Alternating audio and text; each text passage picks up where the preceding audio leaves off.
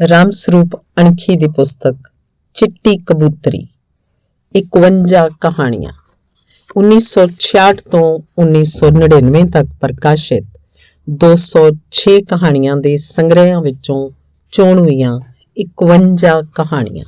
ਪਹਿਲੀ ਕਹਾਣੀ ਹੈ ਛੱਪੜੀ ਵਿਹੜਾ। ਪਹਿਲਾ ਅੰਗ। ਇੱਕ ਬੂਟਾ ਸੀ। ਉਹਨਾਂ ਦਾ ਘਰ ਛੱਪੜੀ ਤੇ ਸੀ। ਉੱਥੇ ਹੋਰ ਵੀ ਬਹੁਤ ਸਾਰੇ ਘਰ ਸਨ।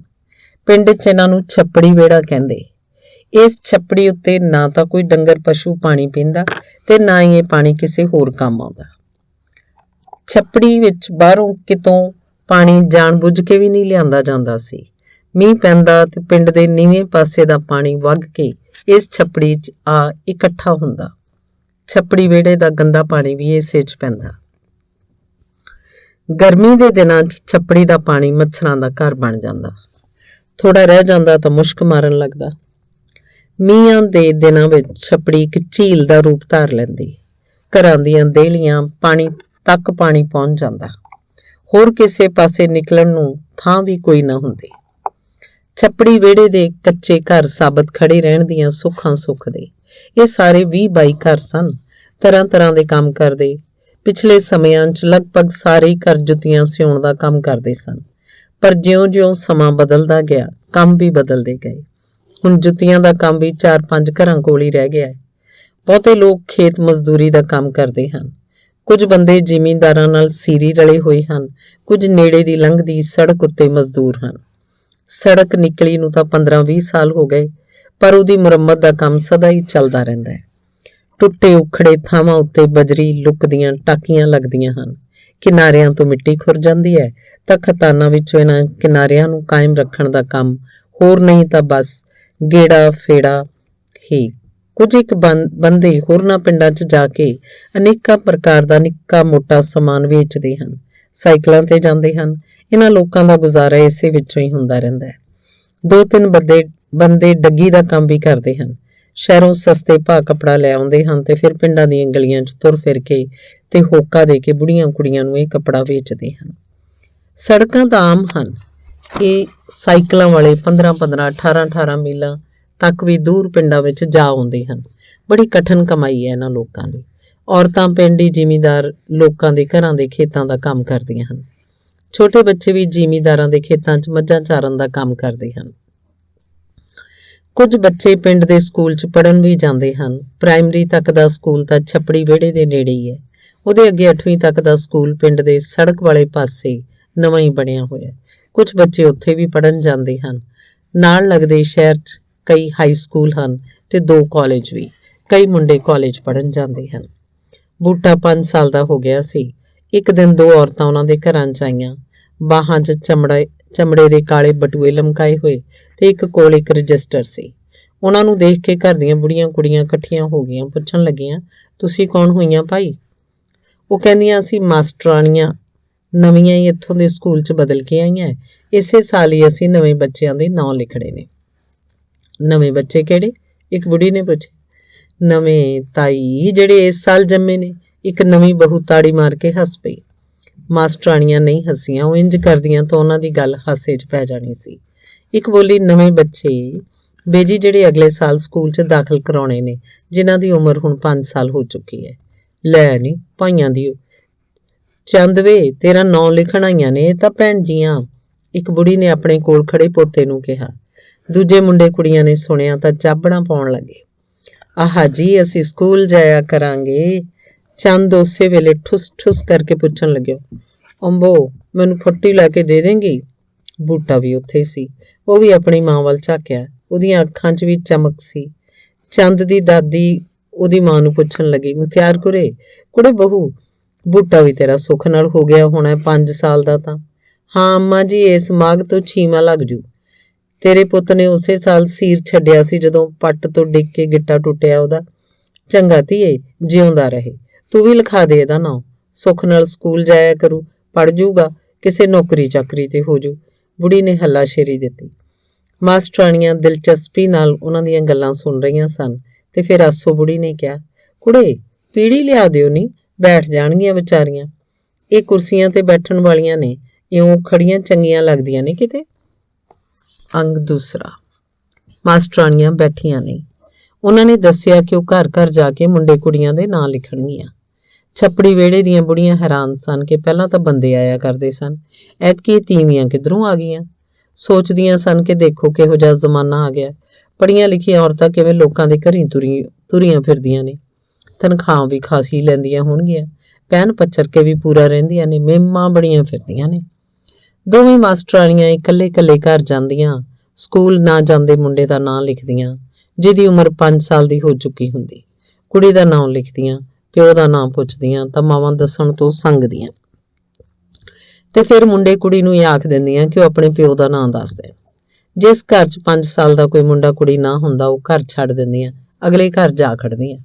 ਉਸ ਦਿਨ ਉਹਨਾਂ ਨੇ ਸਾਰੇ ਦੇ ਸਾਰੇ 20-22 ਘਰ ਨਿਬੇੜ ਲਏ। ਦੁਪਹਿਰੇ ਜੇ ਆਈਆਂ ਸਨ ਤੇ ਸ਼ਾਮ 4 ਵਜੇ ਨੂੰ ਸਾਰਾ ਕੰਮ ਖਤਮ ਕਰ ਲਿਆ। 10-12 ਘਰਾਂ ਦੇ ਬੱਚੇ ਸਨ ਜਿਹੜੇ ਸੂਚੀ 'ਚ ਆ ਸਕੇ। ਇਹ ਸਾਰੇ 17-18 ਬੱਚੇ ਹੀ ਬਣੇ। ਮਾਸਟਰਾਣੀਆਂ ਸਾਰੇ ਘਰਾਂ ਵਿੱਚ ਨਾਲ ਦੀ ਨਾਲ ਕਹਿੰਦੀਆਂ ਰਹੀਆਂ ਸਨ ਕਿ ਅਪ੍ਰੈਲ 'ਚ ਸਕੂਲ ਦੀ ਨਵੀਂ ਪੜ੍ਹਾਈ ਸ਼ੁਰੂ ਹੋਣ ਤੇ ਉਹ ਆਪਣੇ ਬੱਚਿਆਂ ਨੂੰ ਸਕੂਲ ਛੱਡ ਕੇ ਆਉਣ। ਸਰਕਾਰ ਵੱਲੋਂ ਉਹਨਾਂ ਨੂੰ ਪੂਰੀਆਂ ਸਹੂਲਤਾਂ ਦਿੱਤੀਆਂ ਜਾਣਗੀਆਂ। ਕਿਤਾਬਾਂ, ਕਾਪੀਆਂ ਤੇ ਫੱਟੀਆਂ ਸਲੇਟਾਂ ਵੀ ਸਰਕਾਰ ਦੇਵੇਗੀ। ਸਿਆਲਾਂ ਵਿੱਚ ਕੱਪੜੇ ਤੇ ਫਲੀਟ ਵੀ ਦਿੱਤੇ ਜਾਣਗੇ। ਕੋਈ ਬਹੁਤਾ ਗਰੀਬ ਬੱਚਾ ਹੋਇਆ ਤਾਂ ਰੈੱਡ ਕਰਾਸ ਫੰਡ ਵਿੱਚੋਂ ਉਹਨੂੰ ਵਰਦੀ ਵੀ ਸਿਲਾ ਕੇ ਦਿੱਤੀ ਜਾਏਗੀ। ਵੱਡੀਆਂ ਕਲਾਸਾਂ 'ਚ ਜਾ ਕੇ ਉਹਨਾਂ ਨੂੰ ਬਹੁਤਾ ਵਜ਼ੀਫਾ ਮਿਲਣ ਲੱਗੇਗਾ। ਉਹ ਪੜ੍ਹ ਜਾਣਗੇ ਤਾਂ ਕਿਸੇ ਕਿੱਤੇ ਉੱਤੇ ਲੱਗ ਜਾਣਗੇ। ਉਹਨਾਂ ਦੇ ਪਿਓਆਂ ਵਾਂਗ ਉਹਨਾਂ ਨੂੰ ਲੱਕ ਤੋੜਵੀਂ ਕਮਾਈ ਨਹੀਂ ਕਰਨੀ ਪਏਗੀ। ਉਹ ਬੰਦੇ ਬਣ ਜਾਣਗੇ। ਉਹਨਾਂ ਨੂੰ ਰਹਿਣ ਦਾ ਤਰੀਕਾ ਆ ਜਾਏਗਾ। ਉਹ ਪੜ੍ਹੇ ਲਿਖੇ ਲੋਕਾਂ ਨਾਲ ਗੱਲ ਕਰਨੀ ਸਿੱਖ ਜਾਣਗੇ। ਉਹਨਾਂ ਨੂੰ ਹਿਸਾਬ ਕਿਤਾਬ ਦੀ ਪੂਰੀ ਸਮਝ ਆ ਜਾਏਗੀ। ਲੋਟੂ ਲੋਕ ਉਹਨਾਂ ਨੂੰ ਲੁੱਟ ਨਹੀਂ ਸਕਣਗੇ। ਸਮਾਜ ਵਿੱਚ ਉਹਨਾਂ ਦੀ ਆਦਰਯੋਗ ਥਾਂ ਬਣ ਜਾਏਗੀ। ਮਾਸਟਰਾਣੀਆਂ ਦੀਆਂ ਗੱਲਾਂ ਸੁਣ ਕੇ ਇੱਕ ਵਾਰ ਤਾਂ ਬੁੜੀਆਂ ਦੀਆਂ ਅੱਖਾਂ ਚਰਾਗਾਂ ਵਾਂਗ ਜਗ ਉੱਠੀਆਂ। ਉਹਨਾਂ ਸਾਹਮਣੇ ਸੁਨਹਿਰੇ ਸੁਪਨੇ ਲਟਕਣ ਲੱਗਿਆ ਜਿਵੇਂ ਉਹਨਾਂ ਦੇ ਪੋਤਰੇ ਉਸੇ ਦਿਨ ਤੋਂ ਅਫਸਰ ਬਣ ਗਏ ਹੋਣ। ਉਹਨਾਂ ਨੂੰ ਆਪਣੇ ਘਰ ਵਾਲਿਆਂ ਤੇ ਪੁੱਤਾਂ ਦੀ ਕਠਿਨ ਕਮਾਈ ਯਾਦ ਆਈ। ਉਹਨਾਂ ਨੂੰ ਮਹਿਸੂਸ ਹੋਇਆ ਕਿ ਪੜ੍ਹਾਈ ਨਾਂ ਦੀ ਚੀਜ਼ ਕੋਈ ਚੰਗੀ ਗੱਲ ਹੀ ਹੋਏਗੀ। ਉਹਨਾਂ ਦਾ ਪੱਕਾ ਮਨ ਬਣ ਗਿਆ ਕਿ ਉਹ ਜ਼ਰੂਰ ਹੀ ਆਪਣੇ ਬੱਚਿਆਂ ਨੂੰ ਸਕੂਲ ਭੇਜਣਗੀਆਂ। ਜਿਹੜੇ ਬੱਚੇ ਸਕੂਲ ਪੜ੍ਹਨੋਂ ਹਟ ਗਏ ਹਨ ਤੇ ਹੁਣ ਅਵਾਰਾ ਕੁੱਤਿਆਂ ਵਾਂਗ ਗਲੀਆਂ ਖੇਤਾਂ 'ਚ ਤੁਰੇ ਫਿਰਦੇ ਰਹਿੰਦੇ ਹਨ, ਉਹਨਾਂ ਨੂੰ ਵੀ ਕਹਿਣਗੀਆਂ ਕਿ ਉਹ ਸਕੂਲ ਜਾਇਆ ਕਰਨ। ਜੀਵਨ ਸੁਧਰ ਜਾਏਗਾ, ਉਹ ਬੰਦੇ ਬਣ ਜਾਣਗੇ। ਬੁੜੀਆਂ ਸੋਚਦੀਆਂ ਇਹ ਮਾਸਟਰਾਣੀਆਂ ਕਿੰਨੀਆਂ ਚੰਗੀਆਂ ਗੱਲਾਂ ਦੱਸ ਕੇ ਗਈਆਂ ਨੇ। ਇਹੋ ਜਿਹੀਆਂ ਗੱਲਾਂ ਪਹਿਲਾਂ ਤਾਂ ਕਿਸੇ ਨੇ ਨਹੀਂ ਦੱਸੀਆਂ। ਪਹਿਲਾਂ ਤਾਂ ਬੰਦੇ ਆਉਂਦੇ ਤੇ ਚੁੱਪਚਾਪ ਮੁੰਡੇ ਕੁੜੀਆਂ ਦਾ ਨਾਂ ਲਿਖ ਕੇ ਲੈ ਜਾਂਦੇ। ਹਰ ਸਾਲ ਹੀ ਆਉਂਦੇ ਹਨ। ਕਦੇ ਕਿਸੇ ਨੇ ਇਹੋ ਜਿਹੀਆਂ ਗੱਲਾਂ ਨਹੀਂ ਦੱਸੀਆਂ। ਬੁੜੀਆਂ ਸੋਚਦੀਆਂ ਮਾਸਟਰਾਣੀਆਂ ਕਿੰਨੀਆਂ ਚੰਗੀਆਂ ਹਨ, ਕਿੰਨਾ ਗਿਆਨ ਦੇ ਕੇ ਗਈਆਂ। ਇਹਨਾਂ ਨੂੰ ਕਿੰਨਾ ਕੁਝ ਦੱਸਣਾ ਆਉਂਦਾ ਹੈ। ਇਹ ਕਿੰਨਾ ਕੁਝ ਬੋਲ ਲੈਂਦੀਆਂ ਹਨ, ਕਿੰਨੀ ਅਕਲ ਦੀ ਗੱਲ ਕਰਦੀਆਂ ਹਨ। ਐਨੀ ਅਕਲ ਹੈ ਤਾਂ ਹੀ ਤਾਂ ਮਾਸਟਰਾਣੀਆਂ ਬੜੀਆਂ ਫਿਰਦੀਆਂ ਨੇ, ਨਹੀਂ ਤਾਂ ਜਣੀ ਖਣੀ ਤੀਵੀਂ ਮਾਸਟਰਾਣੀ ਥੋੜ੍ਹਾ ਬਣ ਸਕਦੀ ਹੈ ਕਿਤੇ। ਉਸੇ ਦਿਨ ਸ਼ਾਮ ਨੂੰ ਛੱਪੜੀ ਵਿਹੜੇ ਦੇ ਕਾਮੇ ਬੰਦੇ ਜਦੋਂ ਘਰ ਪਹੁੰਚੇ ਤਾਂ ਬੁੜੀਆਂ ਉਹਨਾਂ ਕੋਲ ਮਾਸਟਰਾਣੀ ਦੀਆਂ ਗੱਲਾਂ ਕਰਨ ਲੱਗੀਆਂ। ਬੰਦੇ ਗੱਲਾਂ ਸੁਣਦੇ ਵੀ ਤੇ ਸੋਚਦੇ ਵੀ ਸਨ। ਇਹਨਾਂ ਗੱਲਾਂ ਨੇ ਉਹਨਾਂ ਨੂੰ ਗੰਭੀਰ ਬਣਾ ਦਿੱਤਾ। ਨਾ ਤਾਂ ਉਹ ਹੱਸਦੇ ਤੇ ਨਾ ਹੀ ਕੁਝ ਬੋਲਦੇ, ਬਸ ਸੁਣਦੇ ਜਾ ਰਹੇ ਸਨ। ਮੁੰਡੇ ਕੁੜੀਆਂ ਉਹਨਾਂ ਦੀਆਂ ਲੱਤਾਂ ਨੂੰ ਚਿੰਬੜ ਕੇ ਮਿਲੇ ਤੇ ਖੁਸ਼ ਹੋ ਕੇ ਦੱਸਿਆ ਕਿ ਉਹ ਸਕੂਲ ਪੜ੍ਹਨ ਜਾਇਆ ਕਰਨਗੇ। ਬੂਟਾ ਕਿੰਨਾ ਖੁਸ਼ ਸੀ। ਉਹ ਆਪਣੇ ਬਾਪੂ ਨੂੰ ਕਹਿ ਰਿਹਾ ਸੀ ਉਹ ਉਹਨੂੰ ਕੱਲ੍ਹ ਤੋਂ ਹੀ ਕਾਇਦਾ ਫੱਟੀ ਲਿਆ ਦੇਵੇ। ਉਹ ਸਕੂਲ ਜਾਣ ਤੋਂ ਪਹਿਲਾਂ ਹੀ ਘਰ ਬੈਠ ਕੇ ਪੜ੍ਹਿਆ ਕਰੇਗਾ। ਗੁਆਂਢੀਆਂ ਦੇ ਮੁੰਡੇ ਢੋਲਣ ਤੋਂ ਕਾਇਦਾ ਪੜ੍ਹ ਲਿਆ ਕਰੇਗਾ। ਢੋਲਣ ਵੱਡੇ ਸਕੂਲ 'ਚ ਪੜ੍ਹਦਾ ਸੀ ਤੇ 6ਵੀਂ ਜਮਾਤ 'ਚ ਸੀ। ਮਿਡਲ ਸਕੂਲ ਨੂੰ ਪਿੰਡ ਵਿੱਚ ਵੱਡਾ ਸਕੂਲ ਆਖਿਆ ਜਾਂਦਾ। ਜਬਰੇ ਨੇ ਬੂਟੇ ਦੀ ਗੱਲ ਦਾ ਹੁੰਗਾਰਾ ਨਹੀਂ ਭਰਿਆ। ਅੰਗ ਤੀਸਰਾ। ਜਬਰਾ ਸੜਕ ਉੱਤੇ ਮਜ਼ਦੂਰੀ ਦਾ ਕੰਮ ਕਰਦਾ ਸੀ। ਇਸ ਕੰਮ ਵਿੱਚ ਉਹ ਬਹੁਤ ਰੈਲਾ ਸੀ। ਖਤਾਨਾਂ 'ਚੋਂ ਮਿੱਟੀ ਚੁੱਕ ਕੇ ਸੜਕ ਦੇ ਕਿਨਾਰਿਆਂ ਉੱਤੇ ਪਾਉਣੀ ਹੁੰਦੀ। ਸੜਕ ਦੇ ਦੋਵੇਂ ਪਾਸਿਆਂ ਦੀ ਮਿੱਟੀ ਨੂੰ ਪੱਧਰਾ ਕਰਕੇ ਸਾਫ਼ ਪੱਟੜੀ ਬਣਾ ਕੇ ਰੱਖਣਾ ਹੁੰਦਾ। ਸੜਕ ਟੁੱਟ ਜਾਂਦੀ ਤੇ ਫਿਰ ਜਦੋਂ ਕਦੇ ਬਜਰੀ ਤੇ ਲੁੱਕ ਦਾ ਇੰਤਜ਼ਾਮ ਬਣਦਾ ਤਾਂ ਟੁੱਟੇ ਥਾਵਾਂ ਉੱਤੇ ਟਾਕੀਆਂ ਲਾ ਦਿੱਤੀਆਂ ਜਾਂਦੀਆਂ। ਉਹਨਾਂ ਦਾ ਇੱਕ ਮੇਟ ਸੀ, ਇੱਕ ਤਰ੍ਹਾਂ ਨਾਲ ਉਹੀ ਉਹਨਾਂ ਦਾ ਅਫਸਰ ਸੀ। ਬੇਲਦਾਰਾਂ ਨੂੰ ਕਿਸੇ ਵੀ ਕੰਮ ਉੱਤੇ ਲਾ ਦਿੰਦਾ, ਉਹਨਾਂ ਨੂੰ ਉਹ ਕੰਮ ਕਰਨਾ ਪੈਂਦਾ। ਹੁਣ ਜੋ ਆਪਣੇ ਮੇਟ ਨਾਲ ਬਣਾ ਕੇ ਰੱਖਦੇ, ਉਹਦਾ ਹੁਕਮ ਉਹ ਮੋੜਦੇ ਨਹੀਂ ਸਨ। ਮੇਟ ਅੜਦੇ ਥੁੜਦੇ ਉਹਨਾਂ ਦੇ ਕੰਮ ਆਉਂਦਾ। ਉਹਨਾਂ ਦੇ ਕੰਮ ਸੰਬੰਧੀ ਮਹਿਕਮੇ ਦੇ ਓਵਰਸੀਅਰ ਕੋਲ ਉਹਨਾਂ ਦੀ ਤਾਰੀਫ ਕਰਦਾ। ਜਬਰਾ ਸਵੇਰੇ ਉੱਠਦਾ, ਚਾਹ ਪੀ ਕੇ ਤੇ ਜੰਗਲ ਪਾਣੀ ਜਾ ਕੇ ਤਿਆਰ ਬਰ ਤਿਆਰ ਹੋ ਜਾਂਦਾ। ਚਾਦਰ ਦੀ ਥਾਂ ਹੁਣ ਉਹ ਤੇੜ ਪਜਾਮਾ ਪਾਉਣ ਲੱਗ ਪਿਆ ਸੀ। ਚੰਮ ਦੀ ਦੇਸੀ ਜੁੱਤੀ ਦੀ ਥਾਂ ਗੁਰਗਾਬੀ ਪਹਿਨਦਾ, ਹੱਥ ਉੱਤੇ ਘੜੀ ਬੰਨ੍ਹ ਕੇ ਰੱਖਦਾ। ਉਹ ਇੱਕ ਪੁਰਾਣੀ ਘੜੀ ਸੀ, ਇੱਕ ਬੇਲਦਾਰ ਕੋਲੋਂ ਇਹ ਉਹਨੂੰ ਸਸਤੇ ਮੁੱਲ ਹੀ ਮਿਲ ਗਈ ਸੀ। ਚੱਲਦੀ ਤਾਂ ਠੀਕ ਸੀ, ਪਰ ਕਦੇ-ਕਦੇ ਖੜ ਜਾਂਦੀ। ਉਹ ਜ਼ੋਰ ਦੀ ਹਿਲਾ ਕੇ ਧੁੱਪੇ ਧਰ ਦਿੰਦਾ ਤਾਂ ਉਹ ਦੁਬਾਰਾ ਚੱਲਣ ਲੱਗਦੀ। ਵੱਡਾ ਨੁਕਸ ਇਹ ਕਿ ਦਿਨ 'ਚੋਂ ਅੱਧਾ ਘੰਟਾ ਮੂਹਰੇ ਨਿਕਲ ਜਾਂਦੀ। ਕੰਮ ਤੇ ਆ ਕੇ ਜਬਰਾ ਦੂਜੇ ਬੇਲਦਾਰਾਂ ਦੀਆਂ ਘੜੀਆਂ ਨਾਲ ਉਹਦਾ ਮਿਲਾਪ ਕਰਦਾ ਤੇ ਸੂਈਆਂ ਅੱਧਾ ਘੰਟਾ ਪਿੱਛੇ ਨੂੰ ਘੁਮਾ ਲੈਂਦਾ।